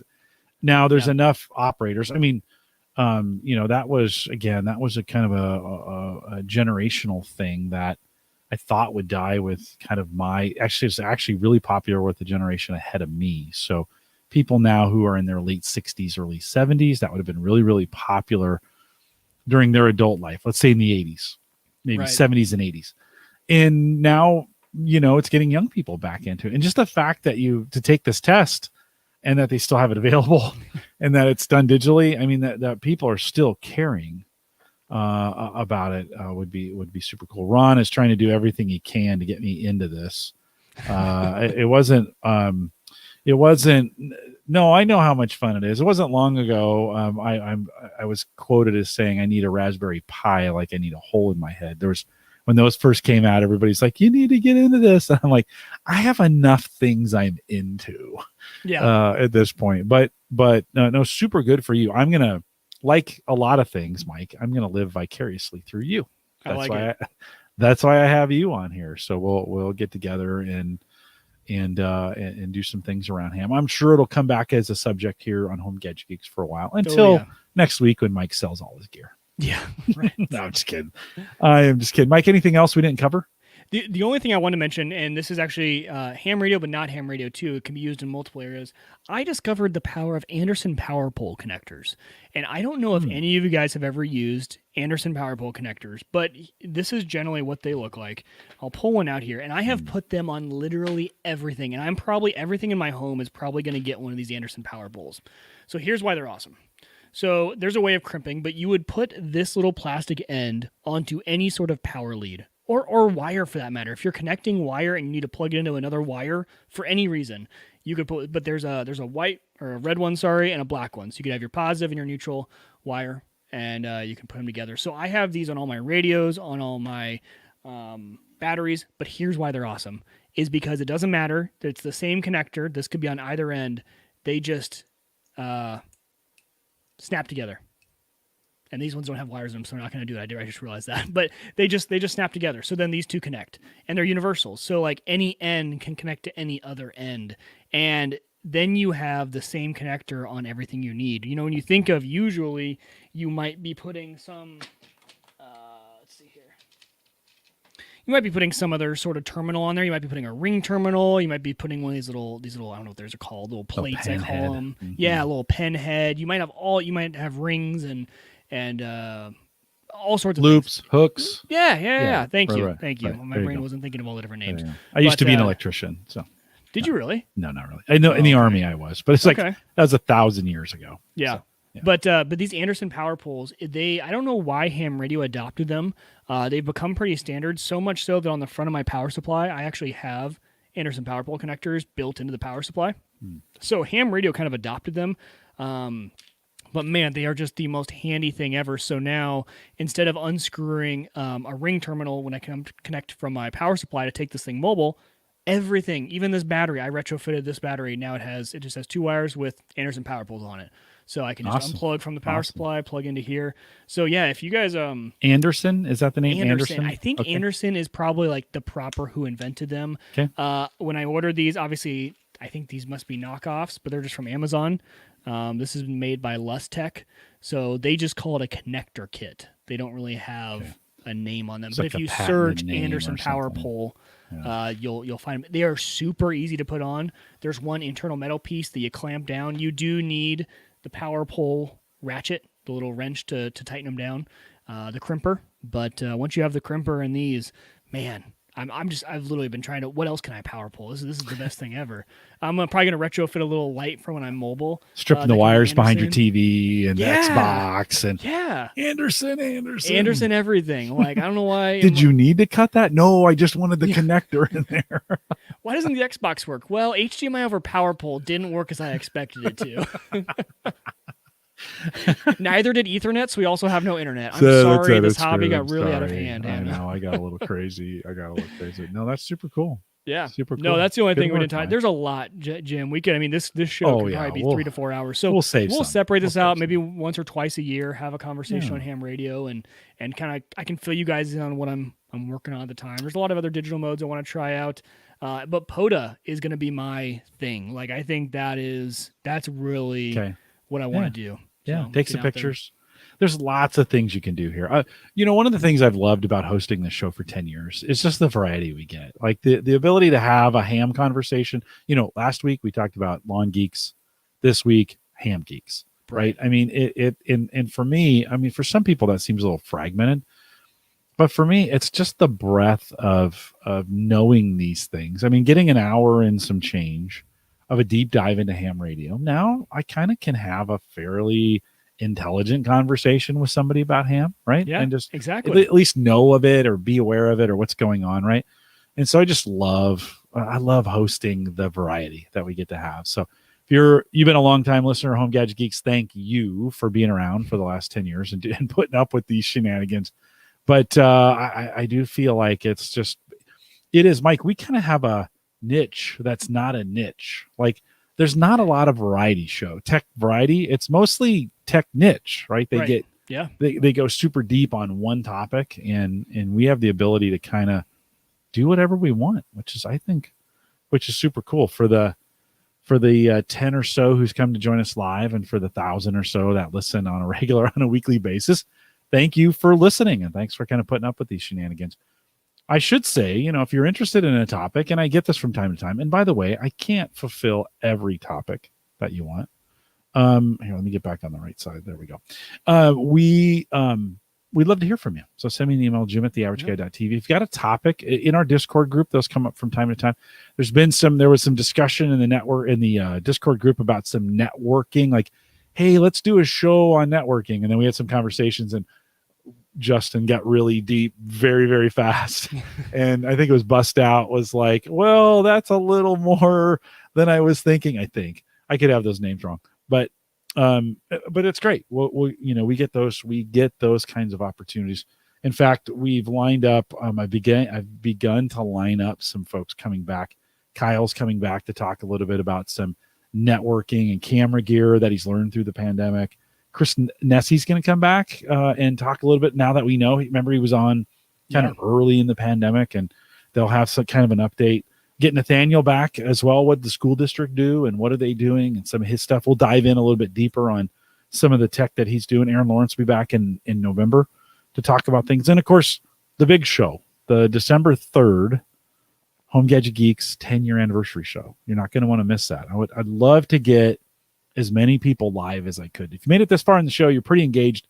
If you never made it on a Thursday night, come join us December 3rd live. Christian's coming back. That's already not in. I'm trying to get Zadler. I need to get Andrew Morris. In fact, Andrew, if you're listening to this, contact me. I'll try to remember to get you.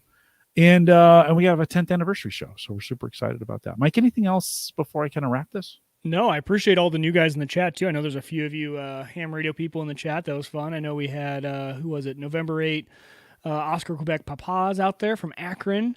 And Dumbing It Down with Dave, I think maybe also a ham radio person. I don't know. So appreciate all the new people in the chat, too, that stopped by. I hope it was a decent conversation. If you guys have any questions, though, I will say, I know that ham radio can be like, how do I get started? Where do I take my test? Things like that. Feel free to hit me up. Easiest place on that's probably Twitter. Just send me a Twitter DM. My Twitter is at WegerTech, WIEGER Tech, or my website is my call sign. So Whiskey Zero Echo Golf Romeo.com. You can actually go to that website. My ham radio email is there. I plan on kind of posting some more content out there, so you can go there and any ham radio questions, hit me up. Update the show notes with all that stuff too, so I'll just bring it over and bring it in. So if you're joining us for the first time, you're coming in on ham. We don't do this every week. But if you like it, I'm chances are it's going to come back. I'm just gonna say a couple reminders before we go. I want to thank everyone who joins us on Patreon each and every week. Kind of mentioned at the beginning of the show, we're going to do a Patreon meetup. So for all the folks who are currently supporting, and if you get in before the 24th, so September 24th, you don't even have to. If you join Patreon now, they won't even bill you till the end of the month. So if you want to jump in before the 24th, I'll get you in on that little meetup that we're going to do, kind of talk a little bit about, like, I want to get some opinions on what you guys think about meetups for the future. Of course, we're going to do them virtual for now. Eventually we'll get back in person, but you guys have been dogging me for so long to do a meetup. This is the very beginning of it. And so September 24th, 2020, just get in before that and you can join us on that. It'll be 6:30 to 7:30 Central before the show. And just an hour to kind of get together and goof around and kind of have some conversations. I want to listen to your opinion. TheAverageGuy.tv/Patreon if you want to get in on that. And I just really have one plan. I think it's $5. So if you want to jump in and support the show, I always appreciate that. That helps out as well. I mentioned Discord. If you want to jump in there, TheAverageGuy.tv/Discord. We'll get you in that group. And we get a few folks who still join us over there and a lot of conversation. On the Facebook page, TheAverageGuy.tv/Facebook. That will get you there. If you want to contact me it's Jim at TheAverageGuy.tv, and we'd love to have your show suggestions on Twitter at Jay Collison, at Uyghur Tech for Mike, if you want to follow him over there. Of course, TheAverageGuy.tv, both web and media hosting powered by Maple Grove Partners. Get secure, reliable, high-speed hosting from people you trust. And actually, the team, Christian and the team over there at Maple Grove Partners, and we just did a Cyber Frontiers with Christian on Monday. It hasn't been produced yet, but for you listening on the podcast, it's probably out by now because I'm going to get it out this weekend. Christian spends a little bit of time. We're going to talk about his new infrastructure there at Maple Grove Partners. Mike, pretty cool. Like, you know what I need to do? You, me, and we'll interview Christian talking on Cyber Frontiers, talking about its infrastructure because it's super cool now. Yeah, he's got some great stuff. Plans start at $10. It's really, if you're a podcaster or you just want a website, it's really the most affordable plans. And knowing Christian, it's like Fort Knox. Like, good luck getting in there. Oh, right? Yeah. No, it's super great. It's just super great. So I'm going to get a chance to see him here in a couple weeks, and we're excited about that as well. So MapleGrovePartners.com, and he's been a big sponsor and supporter of the show for the last 10 years. So he'll be on the 10-year anniversary show as well. And then one more thing, TheAverageGuy.tv/HelloFresh. If you want to just one word, HelloFresh. If you want to jump in there, Mike, I was going to show something really quick since we're at the end of the show anyways. Let me get the, let me for just a second, let me make you hungry. Cause like, I don't need that right now. I'm going to tell you, like, this is this week for us. It's just Sarah and I, and they've got 4 people meals and they got 2 people meals, and you can get 2 or 4 or 3. You got some variety. This is this week. So balsamic fig chicken, which is tomorrow night. It's sitting in the fridge waiting for me to cook this thing. Right. That walnut crusted chicken looks amazing. We you had already that. Have that one yet? We had that last night. Okay. They actually sent us the pans. In this case, for both the broccoli and the chicken, they sent little pans, little tinfoil pans. Oh. So I didn't even have to. I literally didn't have to get any pans out to get this done. So that was the walnut crusted chicken was actually, they say it's a 20-minute meal. It was actually a 20-minute meal. In fact, it was boring. Like, I'm used to chopping and cutting and getting the food ready and such. But this walnut crusted chicken was just, it was super easy. In fact, we added our own toast. We wanted, they sent one, thing of toast. We wanted two. So we made our own, which is super great. You can add to it. You can do different things with it. With the Sicilian penne, I went by Family Fare and picked up some fish. And so we got some salmon and baked salmon with it. So it's a vegetarian meal. We added our own meat to it. So there's tons of things you can do custom with it. It has just been pretty great. And then, of course, if you want to see what's coming up, you can just, from the website, you can see the meals that are coming up, I think, next week. This bulgogi that we've been doing has been dynamite. We love we have a spicy maple chicken coming and some buffalo chicken tacos. Like, dude, let me just say, it has been, and for me, it has just been, I mean, during this time and just part of the life I'm in, it's just been so great to have those ready and have a couple meals and not be like, oh, what are we going to do for dinner tonight? Right. Yeah. So, theaverageguy.tv/HelloFresh, you get $40 off your first. Just try it for 1 month and then cancel if you don't like it, whatever.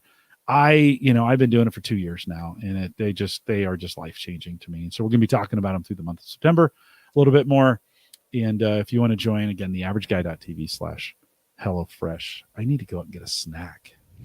I was like, I don't have that, Jim, and the only thing open right now is Taco Bell. So I know. No, we definitely not as good. Yeah, it's good thinking about it though. Taco Bell is one of those where you're like, man, that's going to be so good, and then you have it, and you're like, that was so bad.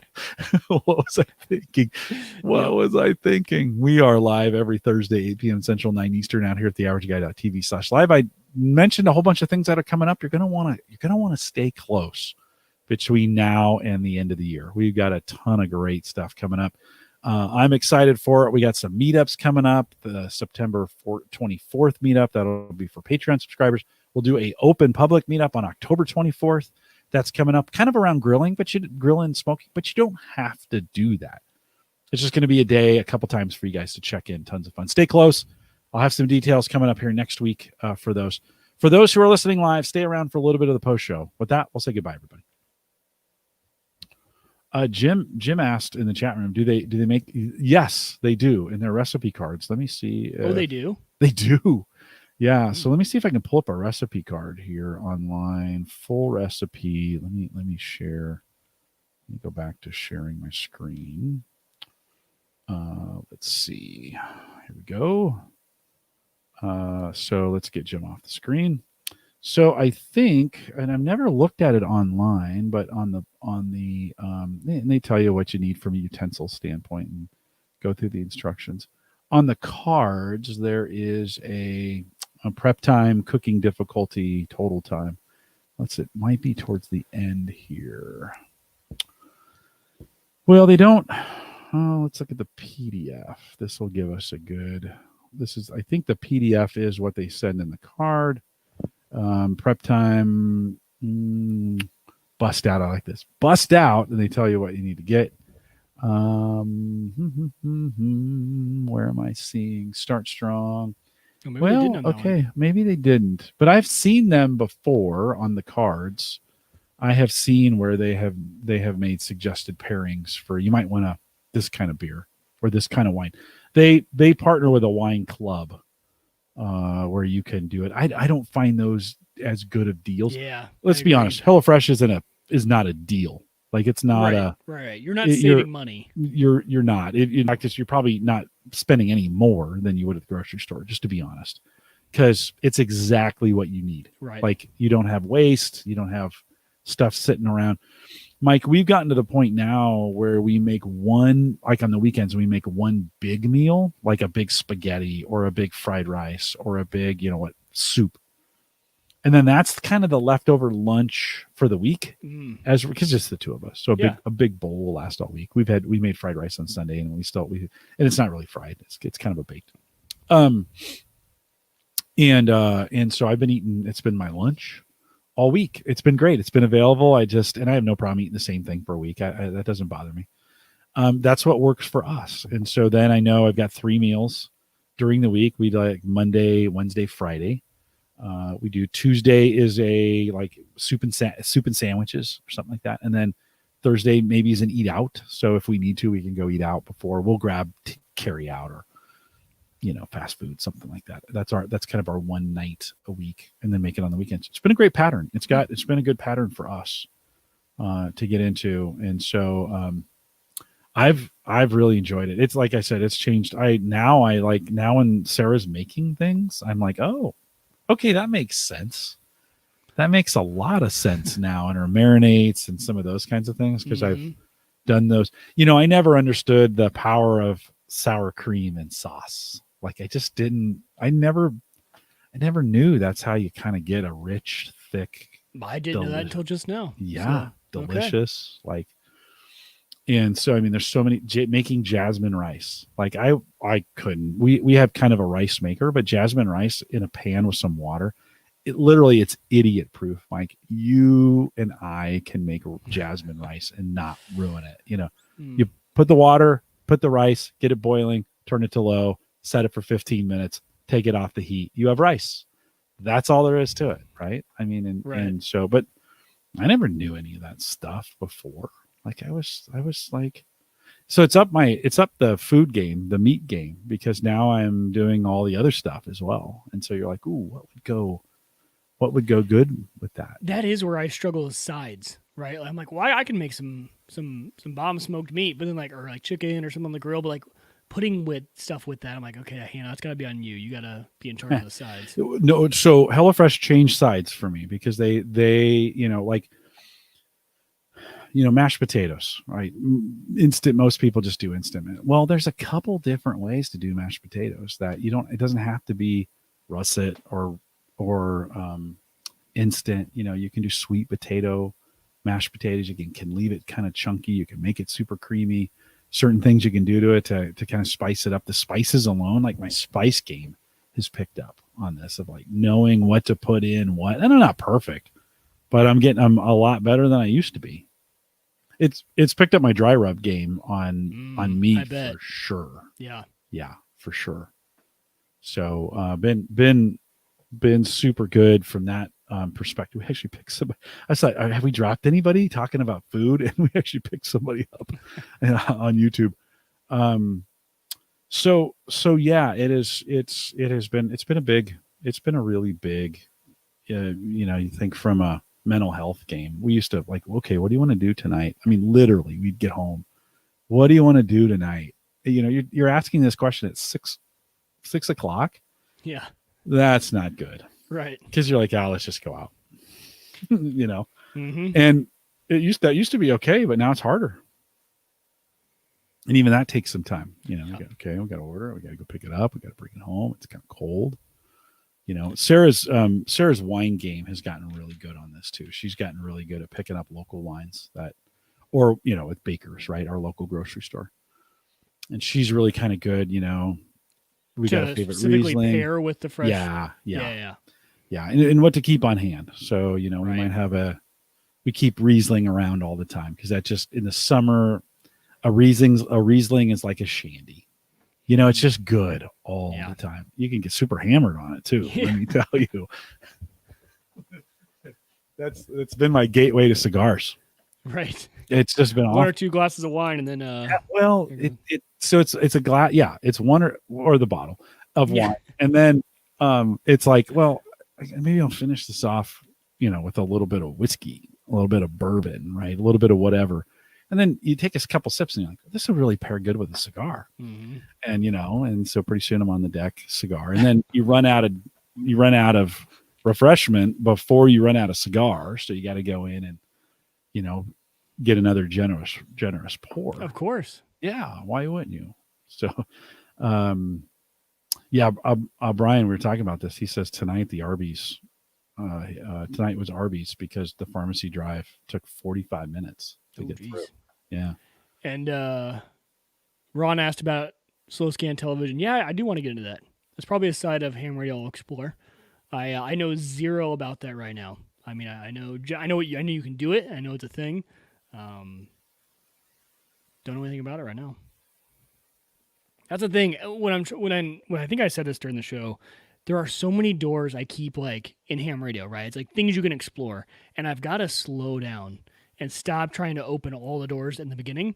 Like really, I should just, ham radios can be the first thing that I actually go really deep and take it nice and slow, methodical. And if I take even if, I do something for 2 years and take a few years off, come back, do some other stuff, right? Like I'm trying not to open a bunch of doors all too fast. So right now it's Parks on the Air and some antennas. Crooked River Radio live show podcast. How'd you find us? That's a good. I wonder if it was through Ron's tweet, because Ron has some Twitter friends who are. Yeah. Thanks for that, by the way. And yeah. Well, you're welcome back. Great to have you. It's kind of fun. Yeah, maybe it was. So if you haven't already and you're still in the live, you're still listening live, tweet at Bitdefender for me, would you? Brian, thanks for that as well. Always appreciate you coming out. I think I almost got them in a Twitter war with PIA. Really? Bitdefender? No, but remember when I didn't realize that they had been. I didn't see your reply until later when I was replying to him saying what I used, and I was like, "Oh man, I replied on top of a Bitdefender one that I used PIA." It's okay. I think they'll send an engineer or somebody to be on the show. So awesome. That'd be super great. I mean, it'd be fun for me because I'm a big customer of theirs. Like, I use a lot that Bitdefender box and all their antivirus, and now they're VPN. It was like when Unraid came on for me. It's like, oh man, I actually use the crap of your stuff. 6.9 out. Or is it still in beta? Do you know? Still in beta. Okay. Yeah. Because we got to get John back on the show. Yeah. It was so funny. So self-hosted that show. I think I told you about that last week. It's kind of a fun new podcast for self-hosters. All of a sudden, I hear a voice. I'm like, I know that voice. It was John. He was on their show too, talking about Unraid. And I was like, man, it was so weird hearing his voice again. He's got such a unique voice, right? So I recognized him right away. He's a great guy. Very generous with his time. Very generous with his time. So I always appreciate that. So yeah, I've been kind of monitoring Unraid for that 6.9 so I can ping them and say, hey, let's get you on. That was a super popular show. I mean, it helped that they put us on their front page. Yeah. Let's just be really clear. That was super generous of them to do that as well. So okay. Oh, it was Dave who introduced. Yeah, Dave. Good. Thanks, Dave. Thanks for doing that. Dave, good to see you out here as well. I think Dave, you're a perfect candidate for Home Gadget Geeks. We try to keep it for the average guy. So it doesn't always end up that way. It gets a little more techie but you're kind of the audience I was shooting for when we first kind of came up with this. And then I just found some really smart guys who like to get pretty nerdy pretty fast. Brian, whose call sign were you looking for? Brian said, what was their handle again? Or maybe he wasn't talking about a call sign. I don't know what he was talking about. Okay.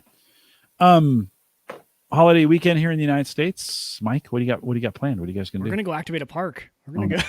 Nice. Yeah, we're going to head to one of the Platte River parks and activate for the first hour or so, and then hang around, let the boys run around, play. Super great. Yeah. Yeah. I don't know what Hannah works this weekend, sadly. So she'll be working Sunday. No, just Sunday. But we were going to go to Minnesota and see my sister, but it's like, it's kind of tough. It's right in the middle of the long weekend. Yeah, right on. That's tough. We have a birthday party on Saturday. My son turns 31, my oldest, which is crazy to think. I have a 31-year-old. I remember when I was 31. Yeah. I think I still am 31. Wait a minute. When did I turn 52? If you do the math, you know how young I was when I had my first child. Dave says, Crooked River Radio hosts my podcast on the radio station. That's super cool. That's super cool. Remember when we did what was this? What was the station that we did? What was the radio station that we were on? Oh, gosh. Low Power FM, right? Yes. It was where was that? It's been a while. It was West Virginia. Yeah. Why can I not remember? I'm totally blanking. W Right. WMR. No, I don't know. The World Livewire or something like that, right? Yeah. But that was low power FM, I think. There. Yeah. It was. Yep. Somebody in the chat room will remember. Jim says something in Virginia. Yeah. Anyway, so my while we're getting that, my as soon as you say it, like the synapses are going to kick in and I'll remember it. Like I said it like 1,000. Oh, I know. Me too. That's why. What did we? So we so birthday party on Saturday, and then I think I'm taking some downtime. I'll probably mow the lawn. Oh yeah. I will probably water the lawn. I'll probably just relax. Cigars. I'm not gonna lie. I just got some new ones in, and so I'm pretty excited about them. So I'm taking a trip out to Boston to see Ed Sullivan here in the middle of October, and I'll pick up some more cigars at Two Guys. We're going to do Ask the Podcast Coach from the Toscano studios there at Two Guys. And then I think I'm going to try and be on an episode or maybe in the post show of the Cigar Authority. So that'll be a ton of fun. Dave says, Jim, thrilled to be here. I don't know what took me so long. No worries, man. You're finding it. You're 10. Well, you've been here. I think you'd listened a little bit before, but we don't plan to go anywhere. And I'll probably do this till I die. Even though I try to quit every once in a while, I try to quit. And then I talk myself out of it. I'm like, nah, this is too much fun. We're just so Dave, thanks for coming out. You are welcome every Thursday. And to what I think is the smartest chat room on the internet. Was it WLMN? I think it was. Is he even still around, or did that? That's where I was trying to. Oh yeah, in Grafton, West Grafton. Grafton. Yeah, it looks like it's still doing. They're still doing their thing. Oh, maybe not. That was always interesting because I'd give him a file, I'd upload a file to it. Yeah, and he played out there. We were on, it was on quite a bit. Like I think he played it 2 or 3 times during the time. 98.5 FM. Yeah, Omaha would be a good town for low power FM. Yeah, as long as people don't interfere with my antenna. Brian says he thinks he listened to you there. He says, I think I remember that. I listened to Uyghur Tech on there. Yeah. So here is the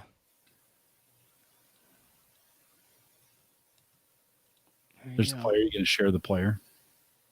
I can't put it in the comments. It's WLMNradio.com. Yeah. No worries. Crazy. Walk down memory lane right there. What'd you call your podcast? My Open Mic Night, right? Open Mic Night, yep. Open Mic Night. Back in the day. Now you just get to come back in the day. Hang out. Oh, this is so much easier. Everybody needs a podcast they can just come to. Like that's the podcast coach for me. Like I just show up Saturday mornings. And I think I'm actually better there than I am here because I don't have all the hosting responsibilities. And so I think it's similar for you. And that you just relax, you're like, I'm just going to come. Now tonight you had the whole show. You did a great job, by the way, Mike. I was hoping it's easy to ramble sometimes when it's something you're really passionate about. You paced it well. You paced it well. Yeah. I was worried too, because sometimes we front load. Yes, right? Exactly. Too many details in the front. And then by the time we're getting to the meat of it, there's like 10 seconds left. Yeah. And you're like, we got to go. We got to rush. No, you paced that well. You followed the notes well. We got good visuals on there. I'm kind of now learning the new StreamYard layouts. You were doing a great job switching back and forth whenever we started trying some new layouts just to kind of get good at that. There's a few times I messed up in there. Brian brings up Suit and Scrubs. I kind of miss. Version 1, version 2, version 3. Kind of miss Suit and Scrubs. Yeah. I like to. Hannah does too. Hannah's been bugging me to do that again. I kind of missed Mike's vlog. Yep. Really good at it before the dad nerd stuff, and I haven't quit on that. Still doing those. And the YouTube stuff too, right? Were you going to do a? Yeah, I still am. Are you? It hasn't been weekly, that's for sure. Yeah. No, it's good, Mike. Don't sweat that, man. You're experimenting. I love it. You're experimenting with a bunch of things to see what works, and Yeah. you just have an incredible ability to set something up. Like you get those things set up faster than anybody I know. Like it would take me weeks to kind of churn through all the technology, and your ability to assimilate. It's a great example with the ham radio. Your ability to assimilate, learn, and understand that kind of technology is so incredible. Like you can do that like in 2 days. You got it all figured out. You got the test I don't know path. about all figured out, but I think Jim. But what I'm worried about is that's what I enjoy is the initial setup. Like I should really just like go around and hey, what do you want to start a website or you want to start this? Here, boom. Like because I love the generation process and getting into it. It's the Hannah and I were talking about this last night because she took a Snapchat on her story of she came to my hockey game on Tuesday, and her friends are like, since when does Mike play hockey? And she goes, yeah, I don't know, his new thing. He just started this last season. And they're like, literally every time you send a snap, like it's something that we didn't know he did. But I'm like, I think that's what I kind of want to work on that. I want that to be something I do is instead of a, jack of all trades, master of none, really going deeper. And I think I go relatively deep in certain stuff, but really become like really proficient in things, right? Really the only thing I think I would call myself pretty proficient at is crypto and being able to I can really explain to someone how a blockchain functions really well. Yeah. Right. And kind of walk them through that and give them the details. So I feel like we went pretty far and you and I kind of did that together, which was great. But sometimes I feel like I kind of get in and get out so quick that I never really went deep enough. When I was in my 20s and late 20s, like you're getting close to 30. Yeah. I was similar. And I think as I got a little bit older, I couldn't pivot as fast. Yeah. And just the fact that I've got a 10-year-old podcast and I've been in the same job 13 years and I was in a job 13 years before that, is it kind of surprises me. I'm actually surprised. I surprised myself when I'm like, wow, I've become incredibly consistent. When my personality was not that way when I was younger, I would start things and say, oh, I'm going to do this. This is going to be awesome. And I do it. And then I'd be like, it really wasn't what I thought it was going to be. This isn't as fun. Or it got hard or whatever. And I was like, I'm out. And I just think my military days, maybe even post-military, when I was going through college, I cycled through a lot of things. I think that process, Mike, is super important because it gives you a chance to try a whole bunch of things out. Kids are young. You're young. You try a bunch of things out. And then I think for some, you don't have to do this, by the way, but I think for some, they find a few things that they're really passionate about through that process. And then you kind of do go deep on them, right. I think I started podcasting 50. So 40, I was 40 when I started podcasting, and I always felt like I wanted to do radio. And this gave me the opportunity to do radio, and I didn't have to ask I didn't have to go to a radio station. You got to control it. Yeah. I could do it. Yeah. And I always, I wrote my first blog because I blogged a little bit before I started podcasting. I said my very first blog, I don't care if anybody reads this. This is for me. And I think I've approached podcasting the same way. I don't care. I've spent plenty of nights on Blab or when we used to do Rich's random podcast generator, where we used to just get on calls and talk for a long time. Ham radio is a little bit that way too for you, right? Yeah. So I don't care if anybody's listening. I really don't. I mean, I do. I'm appreciative of all those that do, for the 9 of you that are still hanging out. Brian and Jim and Joe and now Dave coming out, Ron. For you guys, I was thinking of Tony, who was here earlier, Ken, John Biggs. Certainly I appreciate you guys in the work that you do. It's always great to see you. But I would probably do this if nobody listened.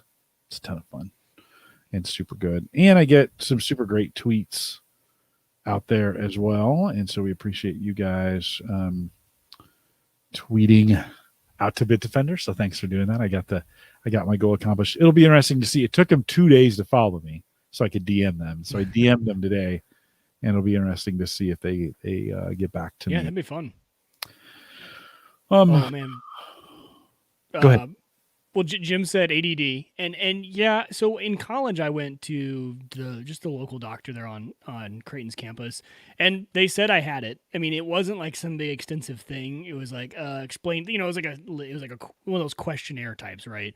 And but I've never done anything about it, mainly because I think you're fine. I kind of function okay. It does. This is why though. Jim and I talked about this when I was in law school. He'd be like, "When are you gonna do that paper?" I'm like, "Oh, I gotta do that tonight for the podcast. That's tomorrow." And like, so it affects me a little bit, but I don't know. I've only ever had it bad enough to do anything about it. You impressed me so much when you were in law school. Like I was just like, I had friends scared go myself. to law school, and I was like, I don't. It's like, are you really going to law school? Like, you sure don't seem to be studying or stressed out like my friends were who went through law school. And you're like, nah, I don't. Why should I? It's just a thing. You approach law school like it's just a thing, and I was like, oh my god. Well, I think you have an above average ability to assimilate information faster than most. I think that's an interesting way to put it. That's a gift for you. Okay. And to be able to take that in and keep it and hold it and remember it for long periods of time. And so I think you're above average in that ability to do it. I don't have it. I have the ability to juggle and handle multiple things going on all at the same time with her, and not a farmer. I just, your conversational skills, your ability to interview, your ability to the way your brain thinks of what the next question should be based off what they just said half a second ago, and have it actually be meaningful for a podcast. I've always thought that's one of your biggest strengths, right? Because like there are times where we'll have a guest on, they'll say something, and in my head, I'm like, man, if I was the host here, I don't know what I would say next. Like, I have no idea. And then all of a sudden, your question will be so like, it'll lead to another great point. Put that information in and think about it and generate a very genuine question too. Not just like, you can tell you're not just keeping the conversation going. That's what I'm saying. Yeah, no, I appreciate that. I think some of it's just being genuinely curious as a person about people. My mom was that way, and I think she passed that on to me of being able to do it. Now, don't get me wrong. I mean, that's a skill I've had to kind of hone and practice. Yeah, and you can tell it's practiced. I mean, that's true. Today, I was doing some interviews just for some fun video that we're putting together at work, and I didn't have any agenda, and I didn't know where I'm going next. And you start kind of grinding through possibilities, and you just look for words to kind of hang on. And even if you get to the end, and you've heard me do this, time to kind of formulate it. Yeah. So get it saying something, and I can see their eyes respond to a word I said, and then I know, okay, I'm on to something here. Let me bring that in for a landing and let them talk about that. And that's one of those things that's definitely another practice skill of being able to read body language and know when you've hit, they'll move. Like when you hit it and you've asked the right, that has been an area where I kind of saw that as a podcast, the way I do it interviewing. And so I interviewed a little bit differently than a lot of people did. When somebody would come in, I wanted them to tell me their employment story. And so I treated it like a podcast, and I would walk them through like what we do here to get a natural progression from beginning to end and make it feel like it was a podcast interview and make them feel comfortable in that. And we get so much more information in interview, like a story, as opposed to just random questions you have to ask.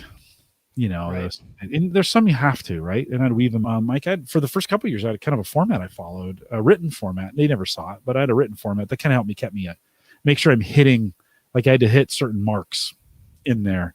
But I would try to make it as interesting as possible for them and make them feel welcome and comfortable through the interview process, because I would just get better information if they were comfortable. So that's a good way to go about it. Yeah. YouTube's buffering, which is weird because you and I do each other. It's been fun. It's been fine. Sorry about that, guys. If that's the buffering, could be me. Maybe Sarah's watching a movie. No, it's not you, because you to me is fine. Okay. So it's just probably StreamYard to YouTube is because you and me are having. Well, StreamYard to Amazon to YouTube could be. I mean, any of those jumps. Yeah. In there. Wait, what do you mean StreamYard to Amazon? This actually gets these. They spin up whenever we do this. This is spun up on an Amazon instance. Oh, really? So we're actually remoting into an Amazon instance of this interface, and then it's got some trickery behind the scenes where it logs into YouTube Live and sends that in. Okay. But this is actually like, it's HTML5, so it's not, but it's like a remote desktop connection into an instance on Amazon where they're recording this. Yeah, it's super cool. It's how they do it where I don't have to remember in the old days when we did it on YouTube, I hosted it. Yeah. And so it was, if my bandwidth was bad, the whole thing was bad.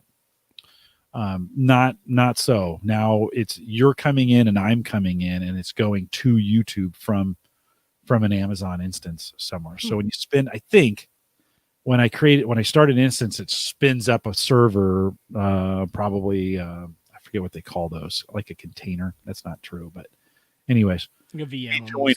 We kind of join it. I have some privileges as the host. You have less privileges as the guest, but we're still both coming into an instance. So that's it's really pretty cool. Yeah. I didn't know that's how it ran. StreamYard, those guys, Dan and Gage, man, those guys are smart. I hope they're rich. Like, I hope someday, maybe not today, but I hope someday those two guys are just richer beyond belief. They have done such a great job with StreamYard. How to reach out to them, see if they do podcast interviews. And I'm sure they do. We can't explain their infrastructure, because that would be super. It'd probably be totally opposite of what I just said. Like, no, Jim, that's not how it works at all. Actually, no. Just stop talking because you're an idiot. Like, jackass. What are you doing? So, but yeah, you know what? I'll reach out to him. I'll see if Gage is super. They're both actually really personable. So we'll see if we can get him on here, talk a little bit about the infrastructure behind StreamYard, because it's important part. We pay for it at work, so the StreamYard logo goes down. I actually like to leave it on because I like to promote them. You know, I get questions all the time, like, why use StreamYard? And I don't do any of the banners. I thought about putting a HelloFresh banner up. I was like, nah, let's not get that. But maybe another day.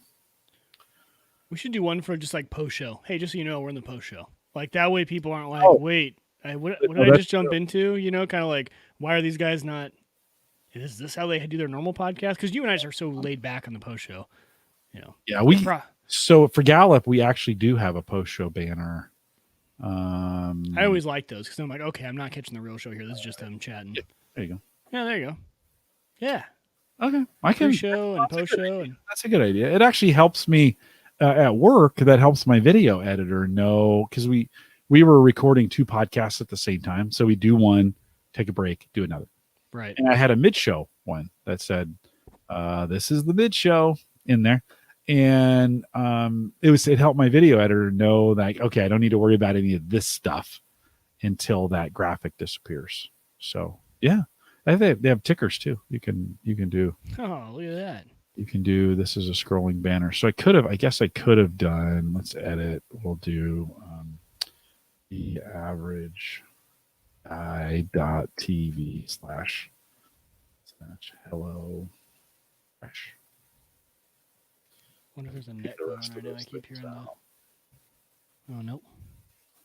There we go.